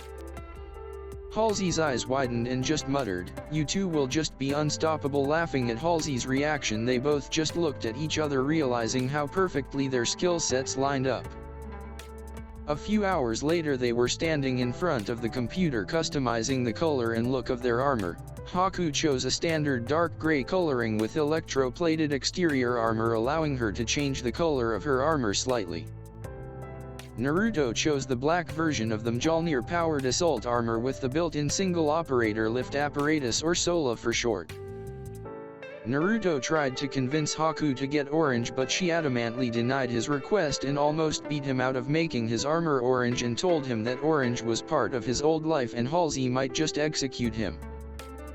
It's been a few weeks since Haku and Naruto had been inducted into the Spartan program, and their custom Mjolnir armor was finally done. After hours of labor from the scientists, and Halsey herself, their armor was now the most advanced and most expensive armor in the entire UNSC, to Halsey's happiness. She now was in charge of the two most expensive things in the UNSC's expansive army. "Please Halsey, let me see my friends one last time," begged Naruto. It had been over a year since his team thought that he died. "I'm sorry Naruto, but you are the UNSC's most valuable assets at the moment until you have been on at least a mission under UNSC orders so we can evaluate your skills." Naruto's head sagged as he looked down at the floor, but then a red alert came in. "Alert, alert, there is a large energy displacement on the elemental countries." Looking over at Halsey, she sighed. "This will be a joint operation between Fox Team and Noble. 6 is the leader on this, next in line is June. Do you hear me? No ulterior operations during this mission." Naruto just nodded vigorously and ran off to alert Haku of their new mission. "Haku, we're going home on a mission." Haku stumbled out of their room trying to put her hair up into a bun. "What, we're going back there? Get ready, we meet at the bird in 20, Naruto ordered, forcing Haku to scramble back into their room as she suited up as fast as she could. 20 minutes later, 6 was giving the briefing. "Remember, this is only a scouting operation of the displacement of energy on the elemental countries. The people of the elemental nations cannot know of our existence on Reach, so deadly force is authorized but not recommended." Pausing for a second, he continued, "We are to scout the area of the disturbance and get to the extraction point. Now buckle up, we got 30 minutes till we are a go." It had been more than a year since Naruto had gone missing in action on the mission to the land of the waves, and Kakashi had been released from her Jonin sensei duties. Sasuke was now under a different teacher, and Sakura had quit her life as a shinobi, and Kakashi was just as she was after the third great shinobi. Wore an empty husk of herself. She would just buy a lot of alcohol and sit in front of the memorial stone just drinking to all the comrades she had let down. An Umbu with a cat face mask with a mane of purple hair appeared behind her. "Hokage-sama wishes to speak with you." Kakashi slowly turned her head round to stare at the purple-haired Umbu in shock. "He wants to speak with me," she ended, the Umbu just nodding. The Umbu put her hand on Kakashi's shoulder and body flickered to the Hokage's office. Kakashi stumbled around for a bit before righting herself and standing as straight as she could under the Hokage's scrutinizing gaze. "Kakashi, the last time I gave you a mission above a D rank you messed up. So by putting my trust in you, I expect you to come through. The mission is a B rank, a simple scouting mission on a sudden blast of energy in Spring Country, a neutral territory, so we are expecting other shinobi villages to send their ninja to scout as well. Your mission is to find and retrieve whatever gave off that blast of energy." Nodding, stunned Kakashi just left to prepare her things for the mission. 5 minutes to the drop point. 6's even voice cut through the excited minds of Haku and Naruto. Looking out the window, they all saw the lush forests of the elemental countries. "We are over Spring Countries at the moment. Is that where the disturbance is?" Haku asked. Looking over at her, June shrugged. "Didn't know that," Naruto mumbled. Haku reached over and patted Naruto on the back. "Hey, I traveled around the elemental nations with Zabuza for a while." Naruto looked relieved that he wasn't just stupid, which may or may not be true. "All right, helmets on, boys and girls," June said. "We can't risk anyone recognizing you, Naruto." Putting on their helmets, their microphones turned on with a crackle, their AIs booting up. "Drop in 30 seconds, the AIs spoke. "Please make your way to the back of the aircraft to exit to drop point." Standing up and walking back to the back door, 6 called out over the rushing wind. "You heard them, let's drop." 4 heavy pairs of boots landed on the ground with a thud, walking forward, guns pointed and scanning the surroundings. 6 used his hand to signal the group forward to the energy disturbance. They came into a clearing. Not what they found was not what they expected. Kakashi was racing through the forest trying to get to the area of the energy source before any other village. She was stumbling due to her drinking before her feet not making any noise except for the occasional stumble or leaf stepped on. She saw a clearing in front of her, most likely the area of the disturbance. "Hey, guys, This is best, and I know that the events of Halo don't really line up, but this is a hypothetical, so I will make this work no matter what. The team of Spartans just stood in awe as they saw the bloodbath that the Spartan caused. Six and June just stood in awe at the only other hyper-lethal Spartan recorded in the books. It was the chief. His appearance didn't really help too much. He was covered in blood and was currently holding a stone ninja and two other ninjas that could not be identified anymore. His visor turned towards June and Six, and he stood up straight, dropping the now dead shinobi. He walked over to the little group, his 7'2" frame looming over them. The UNSC sent me to find the location of Dr. Halsey, and any other survivors, his monotone voice said. His head turned to look at Naruto and Haku. Who are the new kids? He trailed off, looking at the armor they were wearing. Holy shit, you kids got some nice armor.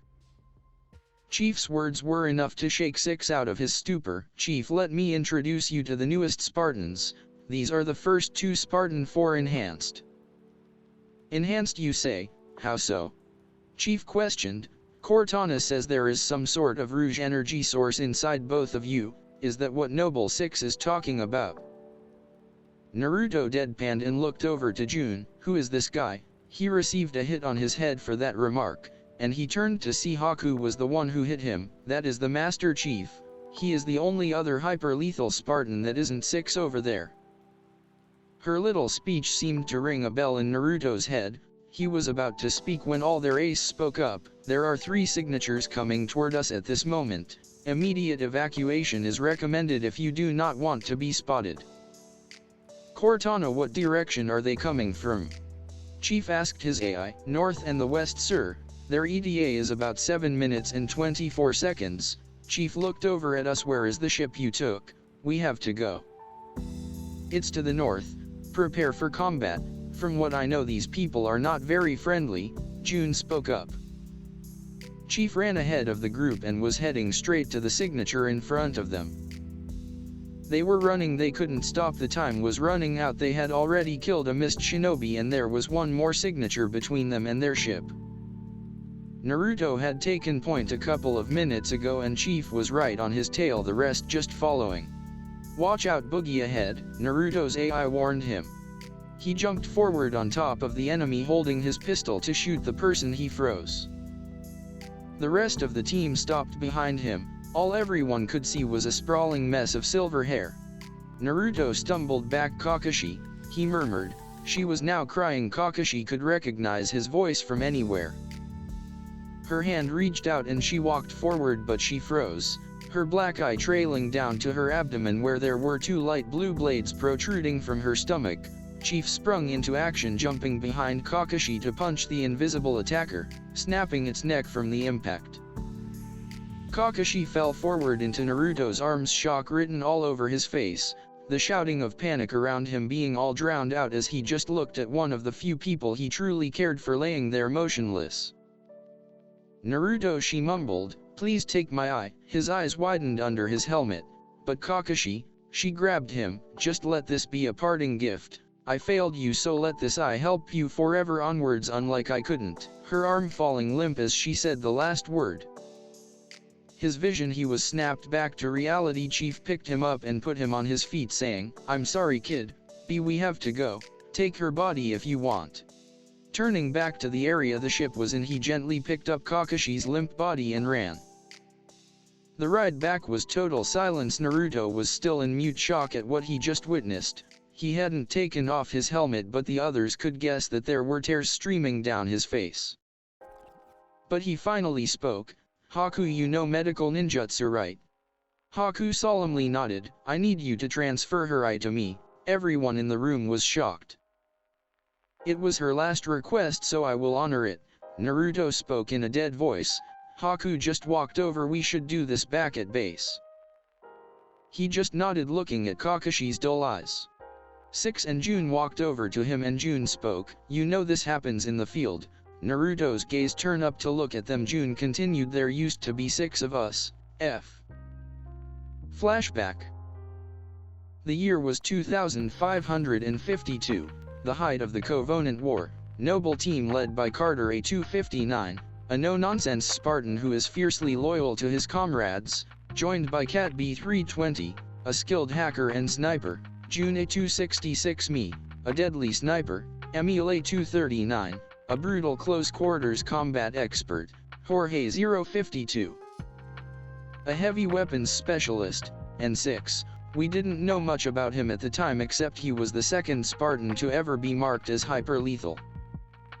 As the conflict on Reach intensified, Noble Team is tasked with a series of increasingly dangerous missions, from sabotaging Covenant bases to rescuing key personnel. Along the way, they encounter both new and familiar faces, including Dr. Catherine Halsey, the creator of the Spartan program, and Cortana, who was the only one we were able to send off the world. And I guess she's now in Chief's hands. We were one of the UNSC's best teams, but after 6 arrived things took a turn for the worse. Jorge was the first to die. Jorge sacrificed himself to destroy a Covenant supercarrier that is preparing to launch a devastating attack on Reach. He manually arms a slip space bomb and rode it into the supercarrier's hangar, ensuring its destruction but also his own. Cat was the next to go. June continued. During a mission to retrieve vital information from a facility on Reach, Cat was fatally shot in the head by a Covenant sniper. Her death was the most devastating blow to the team, as she was not only a skilled fighter but also the team's tech expert. 6 stepped in for June knowing he wasn't there for the deaths of the other members of Noble Team. Carter was killed while piloting a Saber spacecraft in a desperate attempt to stop a Covenant supercarrier from glassing a major city on Reach. The Saber is destroyed in the process. Last but not least was Emil. During a mission to secure a communications relay, Emil was ambushed by a group of Covenant elites, but he held strong until the last elite. He engaged them in fierce hand-to-hand combat, but he was ultimately overpowered and stabbed with an energy sword by an elite. Present. The room fell into silence as Chief, Naruto and Haku heard the tragic end of the rest of Noble Team. The story took up the time left to base.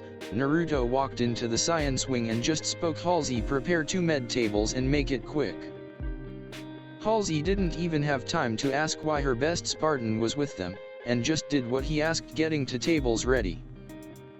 Naruto put the silver-haired woman down on the table with a sad look as he lifted her the headband that was over her left eye. Everyone in the room gasped as they saw what was under the headband. Her eye was not what it should have been, it was red with a 3-pointed shrunken. P.S. Kakashi and Obito's eyes were swapped, so Kakashi had the close-range Kamui and Obito had the long-range Kamui. Why is her eye like that? Halsey asked. Haku answered for Naruto, that is what we called a Kekii Genkai, a bloodline. I have one called Ice Release, but that is debatable. The most powerful one, the Sharingan. Having enough, Naruto snapped. Haku, get ready to transplant that eye.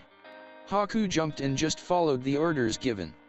She walked over and reached out to her eyes, and to everyone but Naruto's horror, ripped out Kakashi's left eye. What the fuck are you doing? Halsey yelled out. Do you know what you are doing? Naruto didn't react and just laid down on the other table. Haku walked over with the eye in her hand with blood oozing out of her clenched fist. Haku reached out to rip out Naruto's left eye, but Halsey jumped in front of Haku. God, do you have no tact? At least give him some anesthetic before you rip his eye out. Naruto sat up. You weren't going to use anesthetic, Haku? Haku looked down, and then slowly looked up with a tinge of pink on her cheeks. What the fuck, Haku? Do you know how much that would hurt? Hey, I was going to make it quick, she yelled back, turning even more red. Naruto just smacked his forehead. Halsey walked over with the anesthetic gas and put it over Naruto's mouth. Breath in 3 times, Halsey just stated. Naruto did as she said, his eyes glazing over as his eyes closed. Alright, do the operation your way. You've already broken every rule they teach you in med school, the slightly angry Halsey mumbled. Please leave the room as I commence the operation, Haku said as she ushered them out of the room. Halsey was very interested in how these ninjas used these healing ninjutsu. Whatever she expected was not what happened. Haku's hand began to glow a light green color as she held her hand above Naruto's left eye as she reached into his eye socket and slowly began to tear out his eye, turning over to a table nearby, placing the eye in a jar she had prepared earlier. She then turned over to the removed Sharingan and picked it up gently. She ran her glowing green hand over the eye socket as she slowly eased the eye into the area that his eye used to be. Haku visibly exhaled, happy that she was able to do the operation without any problems. Haku went over to the sink and rinsed her bloody hands and walked out of the room. How long will he be out? I don't know, maybe 30 minutes to an hour, Halsey responded, looking at Haku's hands like they would turn water into wine.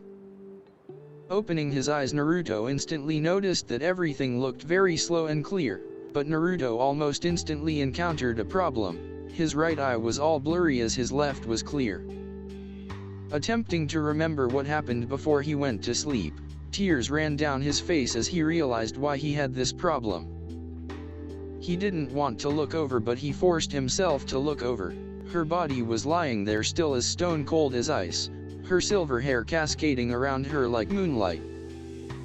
He couldn't look away. He had known her for such a long time and she was taken away from him in such an unfair way. He just wanted to scream, but he knew that Kakashi didn't want him to mourn over her death for too long. After all, a part of her would always be with him now. Haku walked into the room and saw him crying while looking at Kakashi's body. Haku felt a pang of jealousy and just walked over to him and just hugged him. She brought his face into her shoulder. He just cried there, letting all of his pent-up anguish out. Haku just sat silently letting him cry. He finally let go of her, blushing slightly. Sorry that you had to see that, Haku, he told her, sniffing slightly. It's no problem, we are a team, remember, Haku replied, also blushing for a different reason. 1.5 years later. Naruto swung his fist at his enemy that was looking to duck the fist. Naruto sent his knee up to hit the enemy's chin, sending them back into a wall. Haku turning a jumping off the wall and throwing a flying punch towards Naruto. Naruto didn't move as Haku phased right through Naruto, as he spun around and back-fisted Haku into the ground. Jumping back, he was stopped when he heard the training room open. Naruto, but your team is going to be deployed along with Chief, 6, and June to the newly discovered Halo Ring. Naruto froze when he heard what Halsey just said. The discovery of a Halo Ring was so shocking to Naruto that didn't even see the fist heading toward his face until it connected. Naruto was sent to the ground, bouncing across it. He looked up to see Haku rubbing her fist. What did I say about hitting girls, Naruto?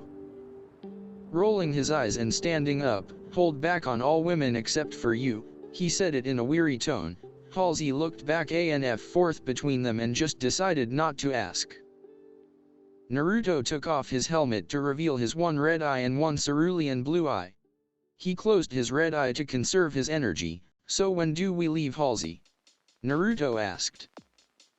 As you know, Chief was recently deployed to help defend an orbital station with the other members of Blue Team, including Frederick 104, Kelly 087, and Linda 058. Halsey stopped for a breath, but you know that, recently since the Halo Ring was discovered, they were deployed to scout and stop the Covenant from investigating and activating the ring. Walking out of the room, Halsey was closely followed by Naruto and Haku, or now known as the official Fox team. Since her first lab on Reach was glassed, she has decided to build another lab where the Autumn crashed to see the environmental damage the glassing of the half of Reach did. The small group made it to the briefing room with the holo table that was currently displaying Sergeant Major Avery Johnson, and the members of Blue Team. Sergeant, how should we proceed? Cortana has gone rouge and she seems to be the key to turn on the Halo Rings. Chief's voice came through with just a hint of sadness. So Chief, you're telling me that the AI Cortana is now in control of one of the most powerful weapons in the universe? Avery stated in an angry tone. Yes sir, Chief responded. But all talking was cut off when the Halsey walked into the room, followed by Naruto and Haku, who now had their helmets on to match the other Spartans. Hey Halsey, who are the Greens? Kelly asked immediately. all of them expecting Halsey's answer, but it was Chief instead. These two are the enhanced Spartan Force. The surprise was evident. Naruto and Haku were a secret project. The only people who knew about them were the people on Reach. Halsey, why wasn't I informed of this Spartan development? Avery asked, slightly annoyed. Halsey smirked and looked back at Avery. Oh, I thought you'd see the $4.8 billion missing from the UNSC's funding. Avery paused before he yelled the how much. Halsey waved her hand in a placating gesture. Well, we had to make them custom armor and they did not make it cheap, let's say. Back to the topic, Linda spoke up. Why are you sending the shinies into probably the most dangerous mission in this decade? Naruto and Haku deadpanned and introduced themselves. Naruto Uzumaki, I'm currently 15 years old and I was trained to kill since age 8. Letting Haku introduce herself, she spoke. Haku Yuki, age 16, killed an entire village by age 6 and was trained to a silent killer since age 8. The entire room went quiet as everyone digested the information they were given, until Chief spoke up. You kids are 15 and 16, in a tone that sounded like he thought they were joking. Yes, they responded in synchronization. Christ, you kids are almost as tall as me, mumbled Linda, the shortest on blue team. Frederick just patted her on the head, getting his hand swatted away. The sergeant was the first to get back to topic. Anyways, we are going to deploy you all onto the Halo ring to back up blue team. And where are 6 and 3? Looking around, Naruto saw the two walking into the room, June giving a slap to the back of 6's head. I told you we wouldn't have enough time for that arm wrestle, June told 6 in a hushed tone that everyone heard. Everyone just snickered and Noble Team walked over, embarrassed for the briefing. You two are to be on this mission as well. You will continue to supervise Fox Team. Halsey ordered the Spartan 3s. Avery cleared his throat and continued with the briefing. Naruto would have been jumping for joy if Haku wasn't physically holding him down. This was going to be their first off-world operation and even Haku was having trouble suppressing the urge to jump for joy. 6 and June, we happy to finally leave Reach and all the bad memories they had here. Right now they were waiting FOT the ship that was going to take them to the ring. Man, I'm really curious what the ring is gonna be like. I mean, Chief explained it, but I don't think that it will do it justice. Naruto almost shouted, you're right, kid, this may well be the most exciting moment of our lives. 6 just fueled the blonde's enthusiasm. The transport finally arrived and Naruto was first on and first in his shared bunk with Haku. Naruto in his Spartan armor scared the living daylights out of at least half the people on the large vessel. He was running around trying to explore every nook and cranny of the whole ship until it was time to turn in. Wow, this place is massive, Haku, Naruto said as they were changing out of their Mjolnir armor, both of their undersuit Kevlar titanium weave being very revealing of their assets, which only Haku seemed to notice because she was blushing up a storm seeing Naruto's toned body and massive. A waving hand in front of her face snapped her out of her embarrassing thoughts. Haku, did you catch a cold? You're all red in the face, her face turning even more red. She overheated and fell over into Naruto's arms, her eyes going wide when she did so.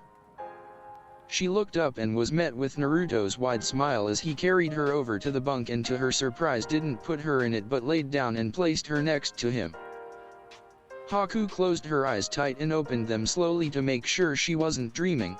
When she fully opened her eyes, she was met with the brilliant blue eye of Naruto. She turned even more red. He hugged her closer to Haku's surprise and shock. She was stiff for just a second and then she eased into his embrace and hugged him back. We are going to make it back from this, Haku, I promise, he said to her, and I always keep my pro. He was cut off by Haku's lips that covered his own. It felt like pure bliss was what both of them thought. They finally separated. Just shut up, and hold me some more, Haku muttered with a pout. She just hugged him even harder, eventually falling asleep as Naruto was left to look at her beautiful feature and fell asleep not that much later. Naruto was woken up by some hot breath on his face. He opened his eye to see Haku, who was lightly snoring in his arms. But his moment of happiness was interrupted by the intercom. Fox team, please report to bridge for the mission detail. Haku stirred and opened her eyes and turned more red than Naruto's Sharingan. He looked down at her face and said softly, "We are needed at the bridge, so let's get ready." She tried to squirm out of Naruto's grip, but before she got far he kissed her on the forehead and got up and run out to where their suits were before she could hit him on the head. Wait, she stuttered out and then fell out of the bed with a crash. We are currently 3 days out from the ring and there is already 12 battalions of Covenant en route. A day earlier than we arrive. Halsey paused to let the information sink in. Chief, you and Blue Team are to hold off the split lips until we are able to get there. Understood? Yes, ma'am, was Chief's trained reply. All right, briefing over, Sergeant Johnson completed. Naruto and Haku walked back to their bunk. Do you think we're ready for this? For all we know, this is a war we can't win, Haku asked Naruto in a worried tone. Naruto grabbed Haku by the shoulders. I got us into this mess and I will get us back home someday. Remember my promise. Haku just nodded and looked at her feet. I was in the middle of the Kiri bloodline war and she was cut off. My Naruto hugging her close and whispering in her ear, "We will make it out." That was the scene that June and Six walked in on. I told you, June said a little bit louder than necessary. The two teens jumped and turned toward the two older Spartans with embarrassment under their helmets. In Naruto's embarrassment, he grabbed Haku and warped them away with Kamui. Warping into Naruto's pocket dimension for the time Haku was wobbling on her feet and falling over. "Warn me next time," Haku said through clenched teeth, attempting not to vomit. "Sorry, I do that when I get really startled," Naruto said, rubbing the back of his head. "We'll warn you this time. You ready?" "I'm not." She was warped out before she could protest. Naruto had warped them to his room and was pushed onto the bed as Haku sat on him with her fist raised, but gave up halfway and just laid down on him. "Why are you so mean?" She pouted quietly. "Hey, I'm not that mean," Naruto laughed out. She just lifted her hand weakly and hit him in the chest lightly. She just laid there exhausted and hugged him. "Even though I hate you right now, you better not die during this war." To the dropships. I repeat, all available troops to the dropships. The intercom blasted. Naruto and Haku were running to their designated dropship. Naruto was the first to make it to the ship, Haku on his tail. "Good to go," Naruto shouted up at the pilot. "You got it, boss," is what got back. Taking off, the ship lurched downwards and forwards to the last location of Blue Team. "Chief, we're surrounded. Orders." Kelly yelled out as she kicked a grunt in the neck. "We hold the line until Fox Team arrives for backup." Chief yelled out as he mowed down grunts and elites, spinning and grabbing a beam sword and stabbing another elite through the abdomen. They had already lost Frederick when a sniper broke his shield right before he got stabbed by an elite, a stroke of luck and a spark of hope for the Covenant that just spurred on the battalion even more than before.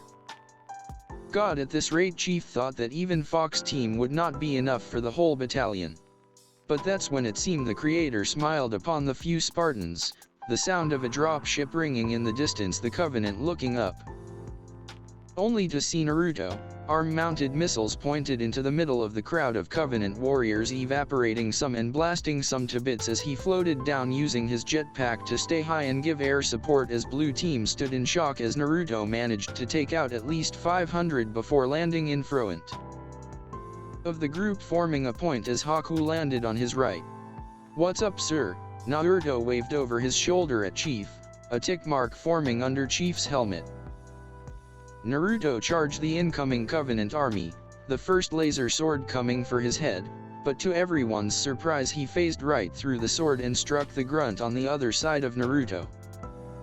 He swung hard at the elite and sent it flying in the air. Without wasting a second, he grabbed 2 grenades from his side and pulled the pins running into the middle of the Covenant that were still in shock, letting them go and letting them explode everything in a 20-meter radius. The smoke cleared to reveal that Naruto was unharmed by anything, that turned his Sharingan shine bright through his helmet, everyone at the battlefield shivering. As they turned back to the army heading towards him again. Are you guys just help me or should I leave some for the rest of you? Those words shook all the Spartans out of their shock. Okay kid, not bad, Linda yelled back in annoyance. It had been almost a whole day since Naruto and Haku were deployed onto the Halo ring, and they had to retreat when Kelly took a bad hit to the arm. Haku was able to patch her up, but the arm needed an hour of rest along with the Spartans, but they couldn't afford that type of time as they had to hold off the remaining 5 battalions of Covenant forces. They were told that reinforcements were on the way, but that was hours ago and no one had shown up yet. The Covenant most likely had put up jammers and anti-air artillery to stop any help from coming their way. They were almost out of ammo and were running on fumes. They desperately needed sleep. All they could do was hang on. They had almost lost hope, but their comlinks all buzzed to life. This is Spartan Jerome 092, help has arrived. The group was too relieved to even realize who came to their rescue. Kelly just fainted on the spot and Haku slumped onto Naruto, who was the only one who had enough energy to continue fighting. Naruto just sat on his ass, just relieved that little group would leave this battle alive. Jerome landed right behind the group, making everyone jump. We'll take it from here, he spoke. Jerome spoke again. Take a rest kid, and Naruto did not, realizing that he had overused the Sharingan and it was now pretty much useless except for maybe a couple uses, the one battle draining the remaining eyesight of the eye after Kakashi's extensive use. 3-year time skip. It had been 3 years of pure mission after mission, battle after battle with the Covenant to make sure they could not claim the ring. Chief had gone rouge after a big fight with Halsey when she said they needed to eliminate Cortana due to her almost activating the ring. My god, Chief was not too happy when he found out Cortana was erased and replaced with a UNSC-controlled Cortana. In the years that he had Cortana as an AI, he seemed to grow feelings for her. My god, Naruto thought that was a little weird, but he guessed when you served in so many battles you were bound to have a quirk or two. But the UNSC was surprised when he went apeshit. Koratna was still there, just was different. But off that topic, they had finally secured the ring in the year 2564. Naruto and Haku were called back to their home planet due to a disturbance that was big that they had to be put in a team with the best of the best, a bigger squad than ever was heard of for Spartans. Chief had to put his dismay with the UNSC aside to take part on the mission back to the unexplored side of Reach. The team was the best the UNSC had to offer, John 117 or Master. Chief, Noble 6 and Noble 3 June A 266, and the scariest of all of them, Jerome 092, Fox Team and the 2 remaining members of Blue Team were also dispatched. The room was tense as all the best Spartans the UNSC had were all sat in one room. The only noise was Jerome sharpening his favorite knife in the corner. The knife he was talking about was better described as a small sword. Chief was sitting there stock still, occasionally nodding and shaking his head, most likely silently communicating with the new Cortana. Linda and Kelly were just sitting there straight, having been a bit more quiet since the death of their teammate Frederick. June and 6 were arm wrestling, a hobby they picked up since they were last on Reach. Naruto and Haku were the most relaxed. Only Naruto had changed significantly, Naruto growing to an impressive 7'1" and Haku only growing an inch or so, and she was constantly mocked by Naruto about it. Her head was leaning on Naruto's shoulder as Naruto's head rested on Haku's head. They had become very close over those 3 years, sometimes not having anyone else to turn to, growing very close. Alright, listen up, Halsey said, walking into the room. You all may not like me or each other, but this mission is of the utmost importance. All eyes snapped to the door and everyone sat up straight. Your mission is on the planet Reach, or Naruto and Haku's home, she said, waving over at their direction. The flood had reached to the Reach system and we require this mission to halt the flood before it can reach farther in UNSC territory. Naruto stood up so fast he knocked Haku over, her almost being asleep. Ma'am, I request not to go back. Denied, Halsey said swiftly. Halsey's words hit Naruto just as hard as Haku's punch, which sent him into the wall. To the shock of some, they were en route to Reach. Team Fox and Noble were not too happy about having to return to the place where there were so many bad memories. But the mini-war they had gone through had taught them that it could always be worse. Haku hugged Naruto. "I know you don't think you are ready for this, but this mission is to save billions of people." Naruto could only nod at Haku's little speech. "I know where you're coming from, Haku's, but I just can't pretend that I don't have bad memories," and he was silenced by a finger over his mouth. "You don't have to forget anything, you just need to forgive those who wronged you." They were in hyperdrive for about a day or two before the ship lurched and they pulled out of hyperdrive, and everyone looked outside of the ship to see the half-green and half-brown planet, Reach. The ship docked nearby the old Autumn crash site in Halsey's lab. The team was the first to touch ground, scanning the area to make sure there were no enemies in the recently evacuated laboratory. They waved the rest of the soldiers and scientists out as they spread out and cleared the rest of the lab, coming up luckily with nothing. "We rest for 2 days, in that time prepare. Oh, and before that you leave, we will be working in pairs. Obviously Naruto and Haku are together," Chief said cheekily, but just as soon his voice fell back into its normal tone. "Linda, you're with Kelly, June you're with Six. And Jerome, I know that you like to work alone, but I do too, so you're with me. You and your duo will always travel together and will not leave each other's eyesight on this mission. It is too dangerous to lose a Spartan to the flood, and remember, if the flood affects one of us, Code Corruptor is in place." Everyone shivered before going off to their own lodgings. "The flood has begun to infect the area known as the Elemental Nations, and we must work with the natives to help them expel the flood from Reach, or we will have to stall the flood long enough to evacuate the entire planet." Chief spoke to the other Spartans standing around the hollow table. "Dismissed, and make sure to be at the ship in 15. Naruto looked down at the country that he was born on with an air of distaste. "Shouldn't you be glad to be home?" Jerome spoke for the first time since Naruto had met them. "No." Naruto kept it to that. "Why is that, Naruto? I would be happy to see the planet that I was born on again," Jerome said, seemingly not noticing Naruto's obvious discomfort about the subject. "Maybe you're just ungrateful," Linda said, which just made Naruto snap. "Do you really want to know about my life on this planet? First, I was abandoned by my parents and left as a scapegoat.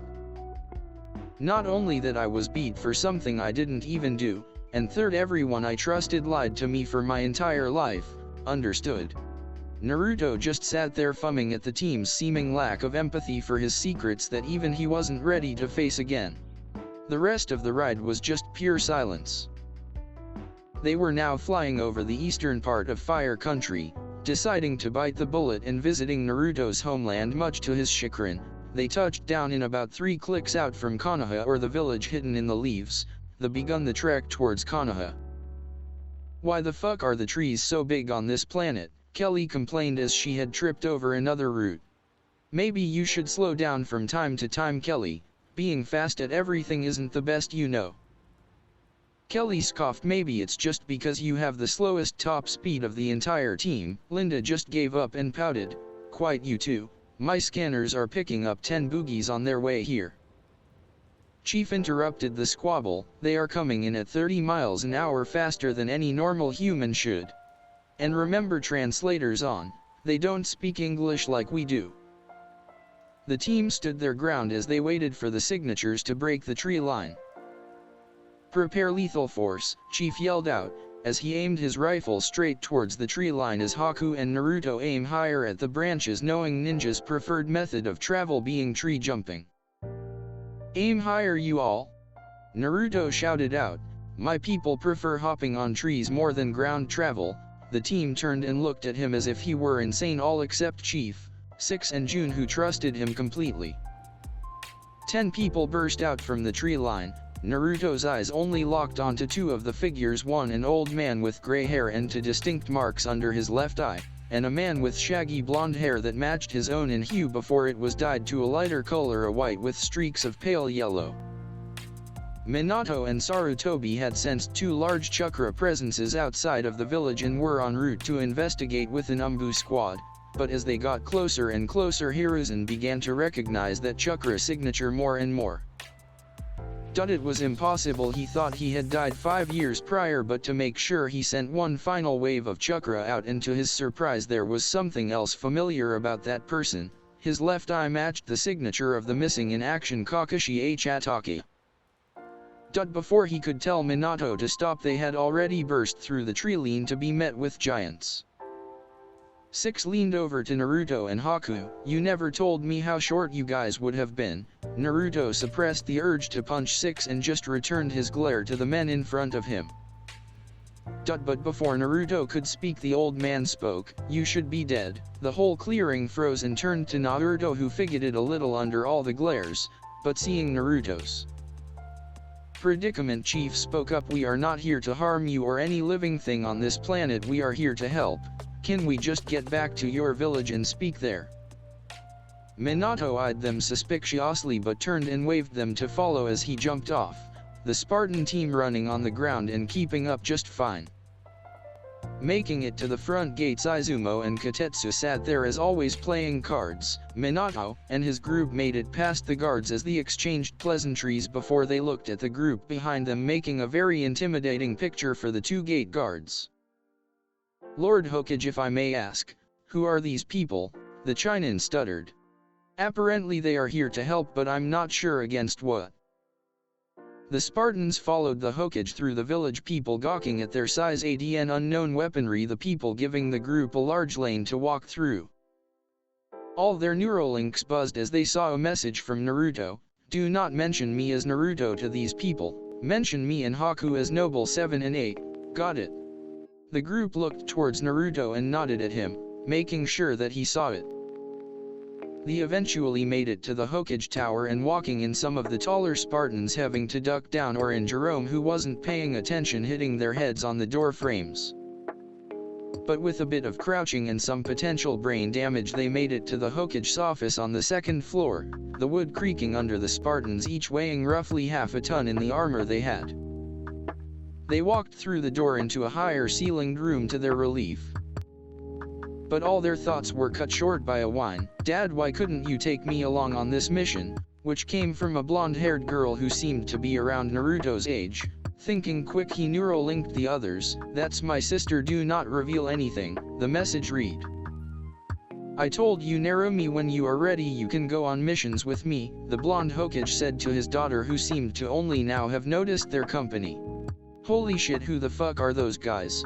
she yelled, much like Naruto used to. "We are." Chief looked around for any ideas on a name, which was one thing they didn't talk about in their debriefing. Red Team, a neurolink went through. Team 7, which was shot down immediately. Cyan Chief just responded, "We are Spartan Team." Every Spartan winced at Chief's very original name, but he didn't seem to notice. "We were sent to hello you guys, fight off the flood and or evacuate you from reach." The room went deathly silent as the shinobi in the room processed the information. Until a woman with fiery red mane kicked the door open and yelled, "Narumi, how many times do I have to tell you that you shouldn't interfere with your father's work?" The entire room except Naruto, who clenched his fist, sweat dropped. "Not now, Kushina, we have guests," the Hokage calmly spoke, as the woman turned around to see the all-lost entirely 7-foot team who loomed over the bookshelves that were around the room. But before his wife could speak up, Minato spoke up. "Is it alright if you remove your masks so we may talk face to face?" Chief looked around. Most of the team seemed fine with it, but Naruto, 6 and Haku seemed petrified. "Will it be alright if some of my team do not remove their masks? You see, in our line of work some never take off the mask and some see it as sacrilegious," Chief lied quickly. "I suppose it's alright," Minato said, looking a little bit distraught by the way they said they weren't from around there. Sighing, Jerome, Chief, Linda, Kelly and June removed their masks, and everyone gasping as they saw that Chief had taken off his helmet. "I apologize for our companions back there, but they like their ambiguity, and just refer to them as Noble 6, 7, and 8, pointing to each of them respectfully. "My name is John 117, but you can call me John." Pointing to Jerome, he introduced him and everyone else. Minato was now pacing the room in front of the team. So you are saying that this flood thing is most likely the reason that we have lost contact with Kiri?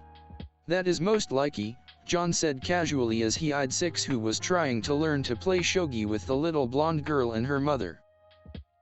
Christ, who knew that Six was actually a fun guy, June muttered. Is it alright if we stay in this village for the time being due to it being the farthest from the flood at the moment? Chief asked. I will allow this, but you will have to tell me a bit about that armor, Minato said, eyeing the armor greedily. I'm sorry to tell you, sir, but if normal human were to bear the armor that we have on at the moment, it would mangle their corpse beyond recognition due to the suits having DNA scanners. John said, lying only slightly. Shame, they heard Minato saying under his breath. Christ, that guy gives me the creeps. I say we sleep with armor on for a couple of days. A Neuralink message read from Six agreed were all the Neuralink replies. You will be sleeping at my house, is that okay with all of you? Minato stated. We request to be lodged elsewhere, were the answers of Naruto, Six and Haku. Minato was shocked. Almost no one would ever refuse an invitation to the Hokage's residence. Can I ask why? Minato asked. No, was his response from the tallest of the three-man group, who refused. I guess it's fine. Is it okay for my wife and child walk you to the hotel you will be staying at? All three of them looked at each other and had a silent conversation before the short one responded in a female's voice, we see no problem with it. The tall one seemed to glare at her but gave up after she just ignored him. What are we waiting? Let's go, came the exited voice of Narumi. Moon, hurry up and let's go. She tried to pull her mom out of the room but failed miserably as her mom casually walked to the desk and dragged her daughter with her. Are you sure that letting these people into the village is a good thing, Minato? They leaned in and whispered, all the things that they are saying are matching up with all the information from Jiraiya spy network. Kushina nodded and walked towards the three younger Spartans. Hello, my name is Kushina Uzumaki and this is my daughter Narumi. We still be showing you to your housing. Kushina said with a smile, but she noticed that the tallest of the bunch seemed to stiffen and she saw him clench his fists as if her name was the trigger for his sudden anger.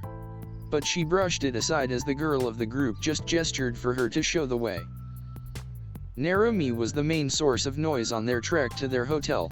Narumi had to point out every detail and store that they walked by. Hey mom, can we please stop for ramen? Narumi asked with her hands clasped together. That all depends on our company, Narumi. Why don't you ask them? She turned her head to the three Spartans whose sweat dropped when she tried to use her puppy eyes to convince them.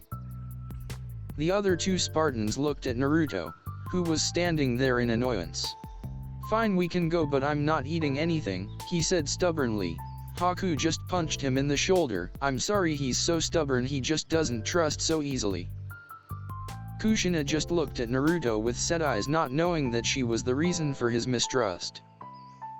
The group of five walked over to the little ramen stand, the other two Spartans making small talk as Naruto kept silent, continuously scanning the area until he spotted something that surprised him a great deal. It was Sasuke and a girl that was a bit taller than him, but that's not what surprised him. They looked almost identical except for the two tear lines that marred the woman's face. It was Ataki Uchiha live in the flesh. Why wasn't she dead? Naruto thought. Didn't Sasuke want to kill her? But there they were chatting and teasing like any other siblings. When Naruto took a closer look, he physically recoiled. Was Sasuke smiling? Are you okay, Seven? Haku asked, shaking him slightly. You look like you've seen a ghost. It's because I think I did, he mumbled as he continued to walk towards the ramen stand. He sat down in the seat that he used to sit in, the poor stool almost buckling beneath his weight. Welcome to Ichiraku's. How can I? Kami, what did they feed you three? A girl in her mid-20s exclaimed as she came out of the back of the ramen stand. Hey Ayam-chan, Narumi shouted with a wave. 4 bowls of pork ramen for me, please. Kushina just sighed and ordered 2 bowls of veg ramen, and whatever our guests want. Ayam turned towards the 3 Spartans with a questioning look. Haku and Six looked at the menu as Naruto just shook his head. I would like to try the boba tea, Haku said, looking over at Six, who after a couple years together they found out he was just as much a child as Naruto used to be. Can I try the mochi? He paused, and some dango. He finished looking over at Kushina.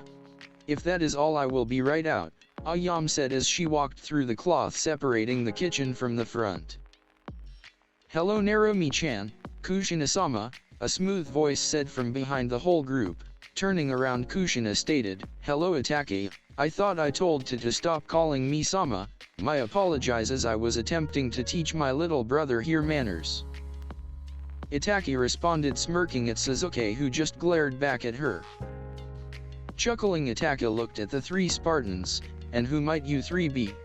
Oh, where are my manners? Kushina exclaimed, hitting her forehead with her hand. These people are noble. Six, she pointed at Six, who was currently looking at the menu in awe. Noble. Seven, she pointed at Naruto, who was just staring between Itake and Sasuke. And Noble. Eight, she pointed at Haku, who was holding Six back from jumping over the counter so he couldn't order more things.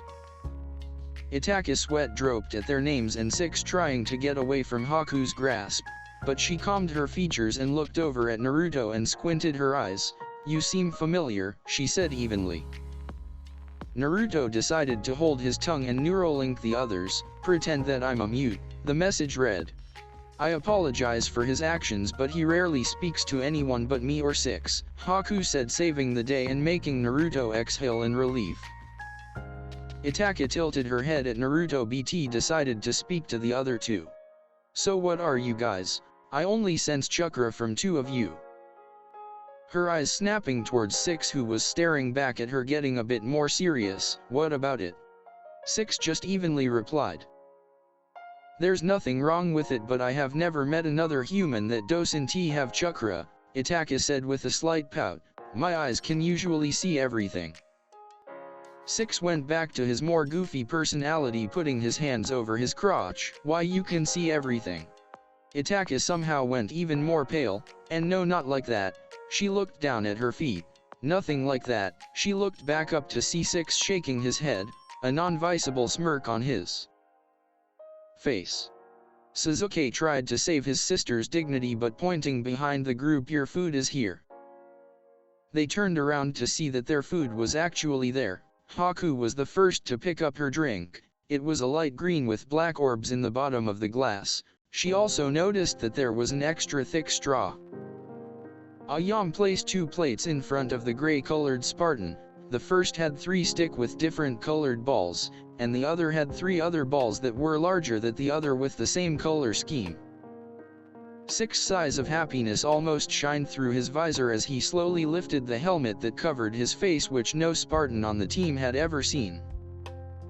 They all leaned forward to try and get a peek at his face. Haku and Naruto were very curious about that fact. Itake seemed to remember a silver-haired ninja who used to do the same thing, and she almost sweat dropped. He lifted the helmet just enough to break the seal on his helmet. He put the helmet back on. All of their eyes tracked back to the 2 plates to see that all of the sweets were gone. Naruto leaned back and sighed, but that small movement was just too much for the poor stool that gave out one more groan and broke. Naruto hit the ground hard and he just sat there as shocked as other Spartans stood up, realizing that the chairs would probably not hold them for much longer. Haku just shook her head and removed her helmet fully, and heard a gasp from Sasuke. Why, you're that guy from the bridge. You killed Naruto. He ended with a scream, anger leaking into his voice as he rushed through hand signs before he was stopped by Itake. Calm down, brother. They may just look alike, and as you can see, she is a woman, not a guy. Sasuke stood down but kept an eye on her as she drank her drink. 7, you have to try this, it's so good, she said, letting the last 2 words drawl on longer than ordinary. He was about to shake his head in the negative, but then Haku used the dreaded puppy eyes, and he just couldn't refuse after that. So he lifted his helmet just enough to see his mouth and lower cheek, so he could take a sip. But there was a small detail that no one else but Uchiha would notice: the small beginning of a whisker-like birthmark. Itake narrowed her eyes and looked down at her younger brother, who also seemed to notice. The rest of the drink was shared by the two, As they continued to drink, Naruto's helmet slipped higher and higher until they saw a pale white strand of hair fall out of the helmet, but as they all looked closer they swore they could see a hint of blonde, but before they could have another look, Naruto resecured his helmet and just grabbed Haku's shoulder, giving it a little squeeze to show his thanks. Haku replaced her helmet and asked Kushina to show them to their lodging. They finally got to their room and Six asked for a second room as he gave Naruto and Haku a non-visible wink as he walked off to a different room. Naruto and Haku blushed and looked at each other. After staring for a bit, they decided to try and find the room.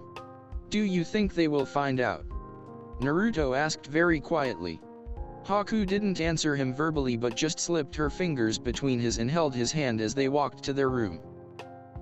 The next morning, after some intense training, cough cough, they both stumbled out of their room, Haku having her helmet on sideways, about 20 minutes late for their meeting with the Hokage.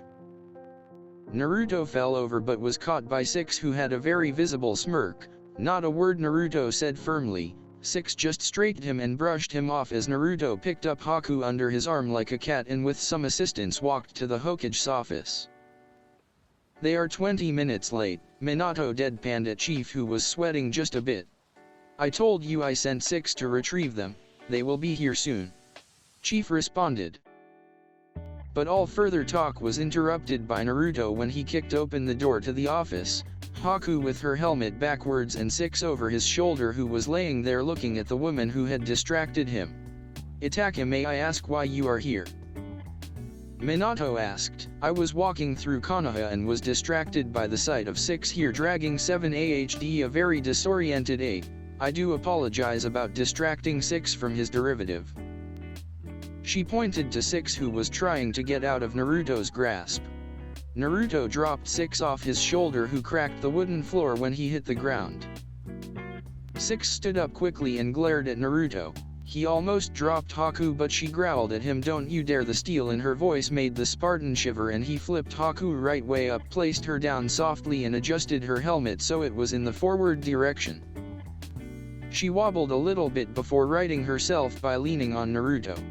"Six, do you know what happened to them?" Linda asked out loud.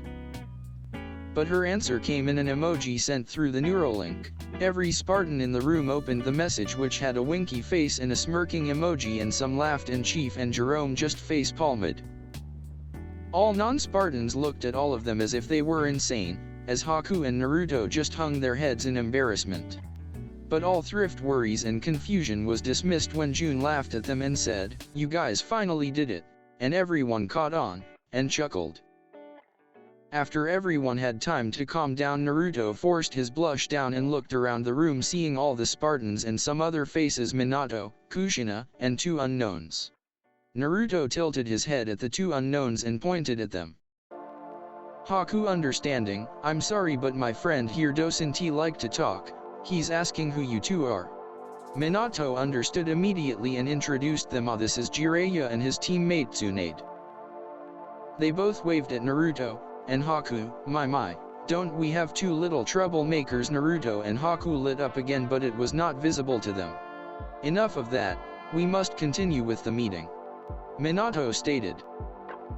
3 weeks before your arrival we had gotten many reports and requests of help from Kiri, but we ignored them due to the very preposterous claims, such as zombies. We did not send help due to his not having an alliance with Kiri because they just came out of a civil war. But we did send scouts and spies, none returned alive at least. But now we have just gotten a report from the Lightning Daimyo that there were some odd sightings. You are the first people to know this. Minato stated, "We are asking you to go to where the sightings are and take these two shinobis next to me, our best." Chief nodded at the debrief and said, "We will be taking the Pelican, it is about 3 clicks north of the village." Minato just dismissed the odd term and just said, "We will meet your group in an hour at the north gates of the village, understood? My wife will also be joining you." Naruto's head turned to see the door of the office opening to reveal Kushina in full battle attire. "Hokage-sama, I request to go on this mission," Itaka cut in. Permission granted, but before he could get another word out, Narumi and Suzuki kicked in the door and shouted, requesting permission to go Hokage-sama. The room went silent as every person looked at the two intruders. Suzuki, you aren't ready. But before Suzuki could speak up, Narumi yelled, don't give us that bullshit. We are trained by the best shinobi in the village, and we are more than ready for a simple scouting mission. Jerome spoke next. You pipsqueaks don't know what we are going up against. If one of us Spartans gets infected, we will have to destroy the planet to make sure that the flood doesn't continue. The room fell back into silence as Jerome's words hit them like a battering ram. Permission granted, Minato said with a pained look on his face. Minato, what the fuck are you doing? Kushina yelled at her husband. This could be a suicide mission for all we know. I know that, Kushina, but this could very well be their last chance of going on a mission. If the flood is as dangerous as these people say it is, our whole world might be gone in the next few months. Minato finished with a yell. Guilt flooded the Spartans, knowing that if they had been there sooner, this situation may not have ever happened. The UNSC will supply ships to evacuate any survivors of Reach, Chief said in a confident tone. Minato only nodded at him in a silent thanks. Pack your things, be ready in an hour. Minato ended the meeting and everyone went their separate way. Chief left the room and began to contact Halsey and the UNSC. Halsey, I'm requesting 1 Epic-class carrier and 2 Marathon-class cruisers. We need evacuation of Reach ASAP. And I would like to request a Pelican with 15 suits of the experimental ODST armor. We are fighting the flood down here. We will need a team that can't be infected. Hear you loud and clear, Chief. It will take maybe 2 weeks or so for us to prepare the ships and reach your location. But we can get the ODST armor there faster since my lab is on world. Give us maybe a day for that, Halsey replied. Chief Visplay stiffened, doing some quick math in his head. We need them faster than that. The flood will most take another quarter of the planet by 2 weeks. I'm sorry, Chief, but the estimate I gave you was generous. It will most likely take longer. You will have to hold the line. It had been an hour and all the Spartans were there along with Itachi. They were only waiting for the 5 others: Kushina, Jiraiya, Tsunade, Suzuki, and Narumi. God, what's taking them so long? Kelly said, her legs almost shaking after not running for so long. Bet they stopped for ramen, Six added. But they were interrupted by the 5 running towards them. Sorry guy, we had to stop for ramen since this is the end of the world, Narumi said, dragging a dazed Suzuki behind her. After standing up, Suzuki yelled at Narumi, I can walk myself, you know. He took some deep breaths and then righted himself. The group ran, but at a slower pace than before due to the 2 Nauchinen. But they made it with some time to spare. Chief was the first to the Pelican, and when it sensed his ID it uncloaked itself and chucked to Ninja. June, you fly, Chief instructed. Yes sir, was the instant reply. That's how you address your superiors, Kushina said, elbowing her daughter. Narumi just gave a half-hearted glare and walked into the ship and decided to sit down next to Naruto, who looked down at her. And he moved over a seat and signaled Haku to sit next to him. A tick mark formed on Narumi's forehead. But it was interrupted as Haku took off her helmet and let down her hair from the tight bun that it was usually held in. She turned towards Narumi as she handed Naruto the pin and piece of cloth that held it before, and to Narumi's shock, Noble 7 as she knew him pulled out a comb and brushed all the knots and fuzz out of Haku's hair with such care that she couldn't believe a man that big could have. She pouted as she realized that only her mom brushed her hair, and Suzuki seemed to not do it for her. She waved over Suzuki, who sat down right next to her with Itachi right next to him. What do you want, Dobe? Suzuki asked in a feinted annoyance. Narumi, red-faced, looked over at Haku and Naruto combing Haku's long hair. His eyes widened in shock. Why you want me to comb your hair? Suzuki stuttered. Narumi just nodded. Suzuki calmed himself. Dope, I don't have a comb, so He was cut short when he was handed a comb. He turned around to see Ataka smiling mischievously as she had passed him her personal comb. He glared red-faced at Ataka, trying and failing to burn holes into his older sister. but all she did was smile in return and point at Narumi, who had turned so she was staring at Haku and leaving her hair to be combed by Sasuke. He just sighed as he began his task. "ETA is 30 minutes, so hold tight," Jun announced from the front. Which made Sasuke groan as he realized how long this ride would be. They touched down, the Spartans jumping out and forming a perimeter around the pelican and letting the shinobi step out. "Clear, Chief," shouted. The Spartans relaxed slightly as they walked towards Kumo, thermal scopes on everyone. Jerome recommended as they had touched down in a misty terrain, making it hard to see around them. All the Spartans switched their UIs to thermal vision and instantly saw that there was nothing around them except themselves. They continued forward to the small dot of color which highlighted Kumo in the distance. It took them 15 minutes for them to reach the village due to their slowed pace, having to scan the area constantly. But they had made it to the gate of the village, the Spartans just walking in, the gate guards trying to stop them but eventually just sounding the alarm. The Spartans kept walking to the building that most greatly resembled the Hokage Tower from the last village they visited, but were stopped in their tracks as a lightning-covered fisted came for Jerome's right, almost piercing his energy shield but not quite doing so. "Tell me what the fuck you guys are doing in my village," he roared, bringing his fist back again. But halted when he heard the familiar voices from behind him. "They're with us." The annoyed voices of Tsunade and Kushina sounded through his thick skull. "Tsunade, Kushina, are you guys the squad sent to help with the flood? I think Minato called it," I said, relaxing a bit, giving the Spartans a chance to look at him fully. Haku instantly started pouting, realizing that she was just barely taller than him.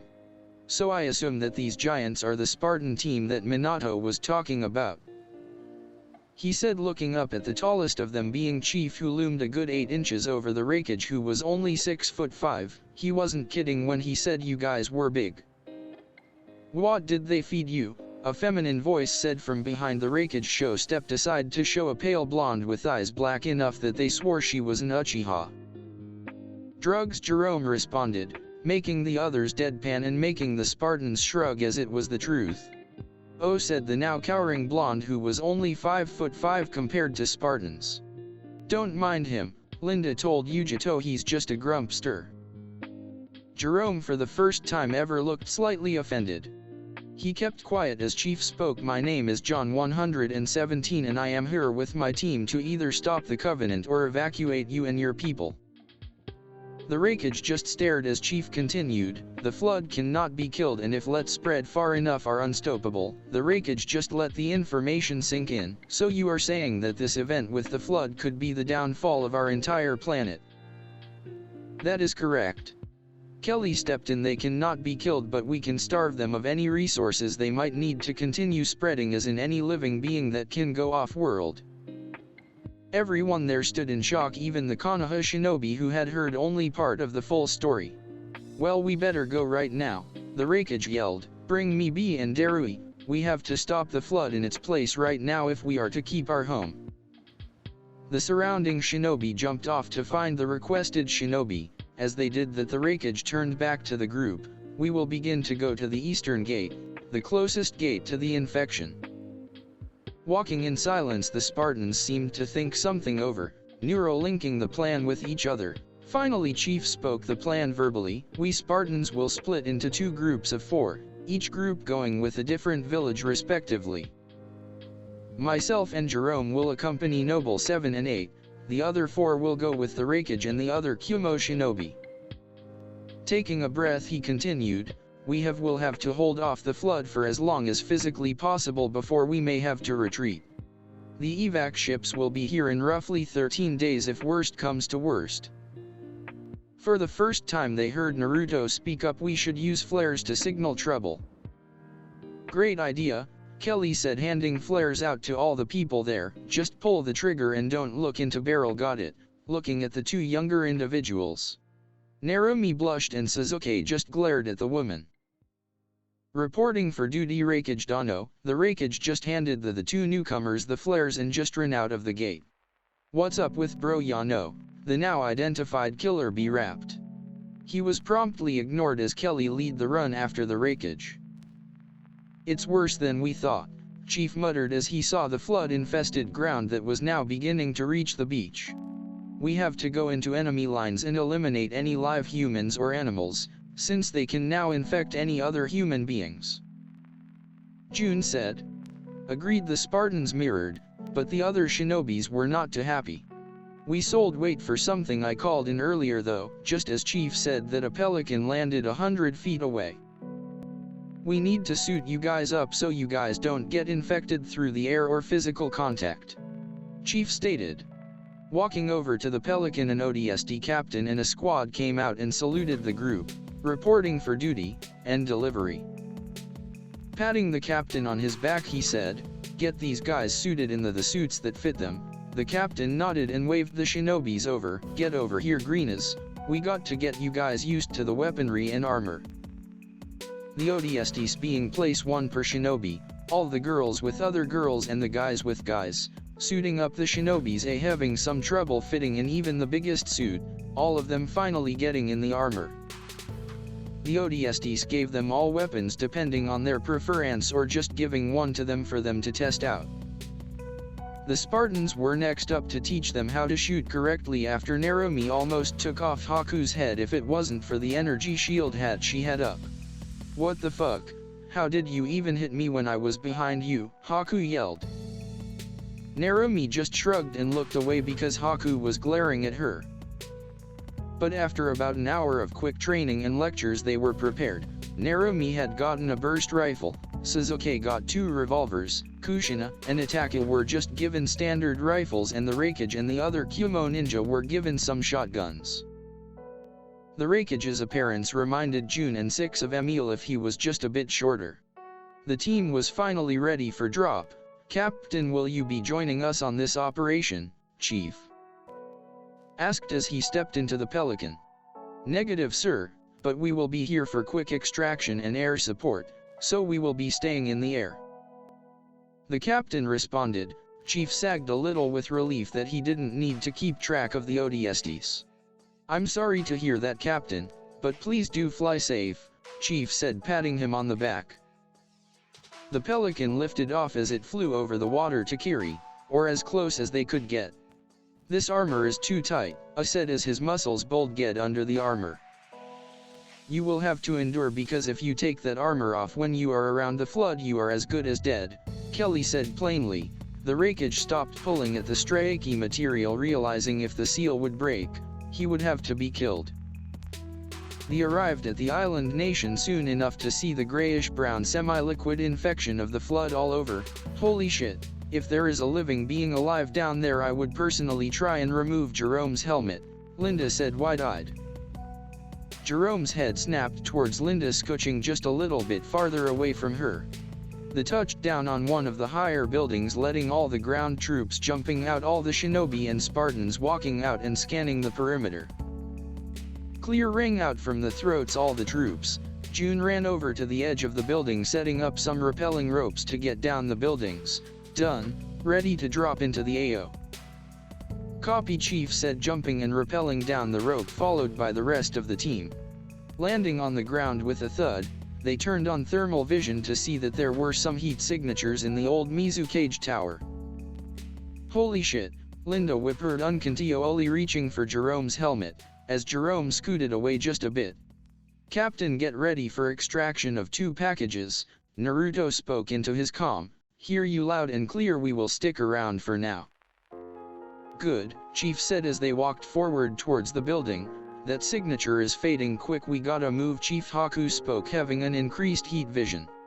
They began to run as they continued towards the tower. Reaching the door they realized it was blocked off. "Breach and clear, got it," Jerome said as he positioned his foot to kick the door in. His strength blew the door off its hinges as Naruto rushed in front. To the group's horror, they saw ninjas that were now taken over by the flood. Posting up, Naruto began to fire into the horde that was now racing towards them. The other Spartans also posted and fired into the horde until there were none left. The shinobi stood there in complete shock that there were so many dead shinobis dead at their feet, not having the comprehension of feeling or free will anymore. Most shocked of all were Suzuki and Narumi, who had never killed before. Heck, this was Sasuke's first mission that he had to fight after the wave mission. "Don't worry, kid," Jerome said, patting the two kids on the shoulders. They were already dead, they couldn't feel anything. They both just nodded at the Spartan before their moment was interrupted by Haku, who yelled, "The signature is almost gone, we gotta go." Nodding, they ran up the stairs to the top floor where the office was, to hear sobbing and begging, "Please no, stay awake, please Aoi, I need you here." Haku, being the medic, crashed through the door to see a red-haired woman who was slumped over a man who had a 2-inch hole in his chest. Haku rushed over and threw the women off to apply healing ninjutsu over the wound, slowly sticking the wound up and stopping the bleeding. Stopping that, she put a medi-pad over the wound, stopping it completely. Sighing that Theo made it in time, she turned over to the red-haired woman who was now sitting there as shock, along with all the other shinobis. "You can use ninjutsu?" the shinobi asked, echoing each other. Ignoring the question, she walked over to the woman who was now standing and bowing, trying to thank the stranger. She was stuttering over her words. "It's fine," Haku said, "let's get you and your friend out of here.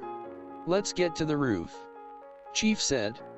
"Cap, time for extraction of the package." "Yes sir, going down to your location." The group made their way up the stairs to the roof, just to look on and see the giant horde of flood-infected shinobis closing on their location. "Shit, we took too much time, the flood are on their way," Haku cursed. "We have to get them and the Pelican out of here, or else the flood might infect the tech on that ship." Mei heard what Haku said and grabbed Aoi and jumped onto the ship. "Go high, Cap," Chief said, unholstering his weapon, the others following suit. The Pelican took off and the captain asked airstrike requested. "Permission granted, danger close," Chief radioed back.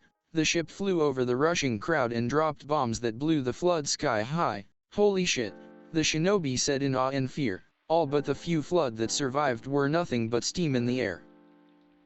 The Spartans jumped from the building and began to clear out the survivors that were few and far between, so they were done within 15 minutes. "Report, and signatures or signs of the flood?" Chief asked over comms. "Negative, not for the next kilometer or so. There may be some in the outer village, but if we leave it has to be now. We made whist a bit of noise," June reported, adding some sarcasm at the end. "No, we stay here. We can't allow the flood's minions to get out of the village's perimeter," Chief called back. Nodding over at Chief, Jerome asked the question on everyone's mind, "Where should we set up camp?" "Here, it's a high point. We can snipe from here and it's probably the only safe place in this village," June said, pointing at the top of the Mizukage Tower. "Good idea, June. We will send out scouts in groups of 2 or 3, 1 or 2 shinobis to a Spartan." "Got it." "Yes sir," rang out as all of the group made their way up to the top of the tower. Getting up to the top, Chief called down the Pelican to unpack the things required to set up camp: food, water, and other things. "Head back to the lab and rest up, Captain. We will call you back if we need." "Yes sir," the captain saluted and ran back to the ship. "Jerome, you are going out on recon first," Chief spoke, setting up a fire. "You will be accompanied by Narumi and her mother. Come back alive." "Yes sir," Jerome said, looking over the mother and daughter pair. "Let's go." Jerome left with the pair, the ninjas running on the roofs and Jerome running on the ground, turning on his cloaking. "I hope they come back safe," Naruto whispered to himself, which Sasuke seemed to hear. "What, you like her?" he said, trying to hide his annoyance. "You just met her and don't you have a girlfriend?" he finished with a yell. Naruto just shook his head and just replied, "You wouldn't get it." "Would I not? Tell me then." Sasuke fumed. "She's mine," the growled out under his breath. Naruto just stared back at Sasuke, just trying to hold back his rage. Turning away, he continued to sort out rations into meals for each of them. But Sasuke kicked him in the back, making him stumble forward a little bit. "You really want to know why?" Naruto, in a fit of rage, removed his helmet. "And Naruto, you died." "Apparently not," he fumed, putting his helmet back on. Luckily Sasuke was the only one who saw it was because Itaki and the others were setting up traps down on the street. "So why do you care so much about her?" Sasuke said, still stunned. Are you actually asking or are you just fucking special? Taking a breath he muttered, she's my sister. Sasuke just stood there for a second taking in all the information, standing like a statue until Itachi walked in with 6 and they just stared between Naruto and Sasuke as Naruto neuro-linked 6, who read the message and brought his hand up to his mouth and covered Itachi's mouth and slowly walked out, Itachi's face turning red just a little, but Sasuke was awakened from his standing coma when the door closed. Was someone in here? Sasuke asked, looking back at the door. It was just the wind, Naruto said. Itachi was embarrassed beyond anything he had ever felt. She was all but yanked out of the room with her brother by a slightly tall, never mind massive guy who she thought would be very cute under that helmet. God, he was holding her against himself with one of his arms wrapped around her waist and the other hand clamped firmly over her mouth. She almost squealed as he looked down at her. His figure loomed over her 5'10" frame. He moved the arm around her waist up to signal her to be quiet, as she slowly let go of her mouth. She sucked in a breath that she didn't know she was holding in. Are you sick? 6 asked. Why do you think that? Itachi whispered. You are all red and you are leaning on me. Itachi looked down to see that she was still leaning against his armor. Oh, she managed. Sasuke was still stunned as he heard out all of the revelations of the lie that the 4th Hokage came up with to deny that he had a son, even going as far to say that he died after birth and blocking all news and rumors that Naruto was his blood son. Even executing some shinobi who didn't want to keep their mouths shut about it. He had realized Naruto decided to leave and go with these Spartans, plus he got some cool armor as well. Sasuke always thought that Naruto wouldn't have died so easily, and also he figured out that Kakashi was dead, which shocked him to his core. And that she wasn't on a long-term mission but actually Kia, and was even more shocked that she had given Naruto her eye, but after some further explaining and how she also knew about Minato treachery. Sasuke had changed his entire look on life after Naruto's supposed death and had decided to put more thought behind his sister's murder of the clan, and realized how dumb he had been thinking that Itachi would kill the clan for fun. After he thought all of it over and asked him, do you want your family to know about the fact you are alive? No, Naruto replied, and Sasuke just respected that fact and just kept on helping him sorting out rations. They promptly finished after Sasuke lended a hand. That's enough food, FOT 10 days, transport gets here in 14. We are gonna have to hold out and eliminate all the flood, or else we may have to evacuate the planet and glass it. Sasuke just nodded and stood up and opened the door to see a red-faced Itachi and 6 just standing right next to her, looking down at her. I think your sister is sick. She is bright red. Sasuke just smirked at his sister, who was still red-faced through the ODST mask. Good, we need some help setting up the air purifier so we can take our helmets off for extended periods, Naruto spoke.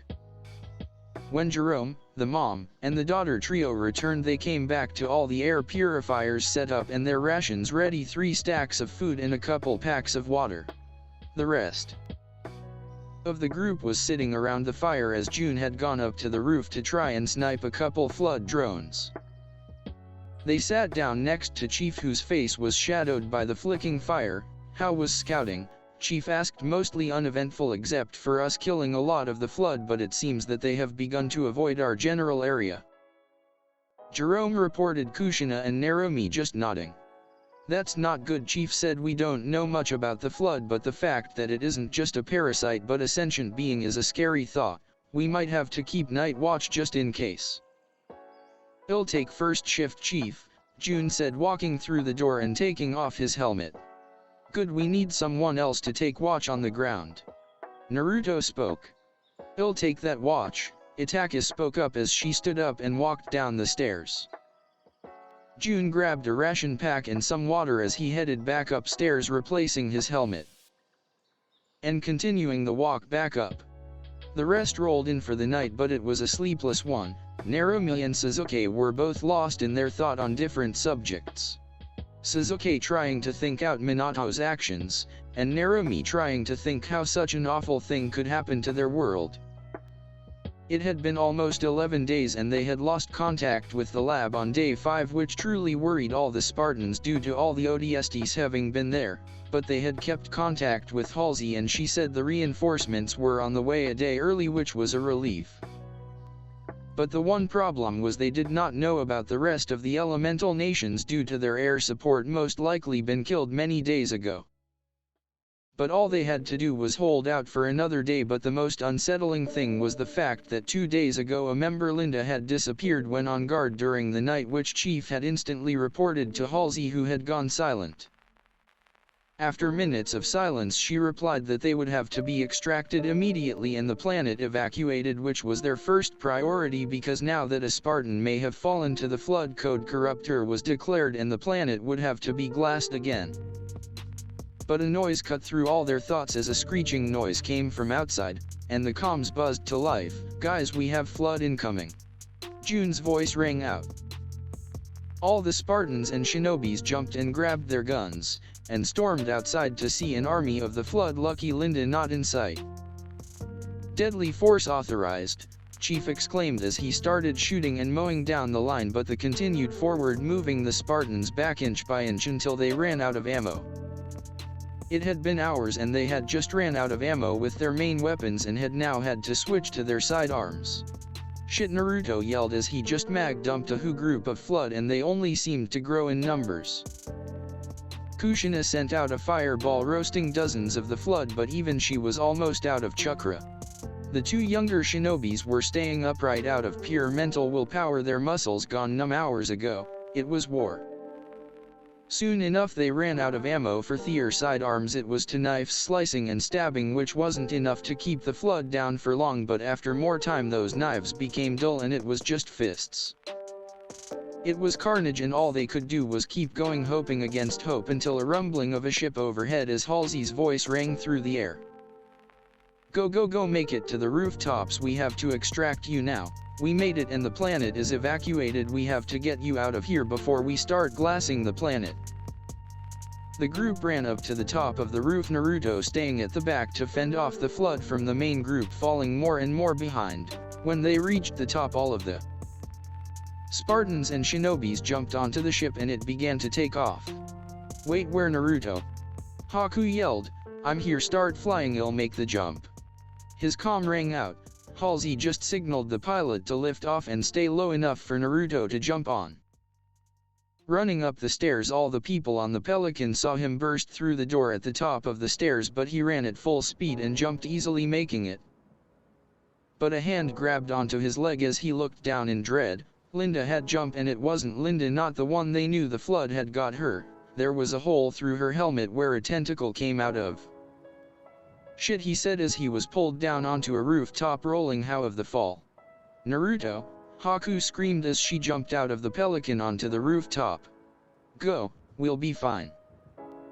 Naruto's comms rang out, accepting that he would have to fight his old teammate. Falling into a stance, Naruto and Haku rushed towards Linda as she charged on all fours towards them. Naruto Sasuke managed as he fell over trying to reach out and grab Naruto before passing out of pure exhaustion. The other Spartans just saluted Naruto, who just nodded back, happy that he was going out with a fight. Linda struck first, landing a hit on Naruto's helmet, cracking through the visor and making stray piece of glass strike him in the eye. Stumbling back, he took off the helmet and threw it to the side as Haku rushed in with her dull knives, trying to harm Linda, who was dodging with inhuman movements, twisting her body in ways that allow her to hit Haku and avoiding injury. Haku was also punched back a hole in her helmet, but she just threw the helmet at Linda and continued their fight.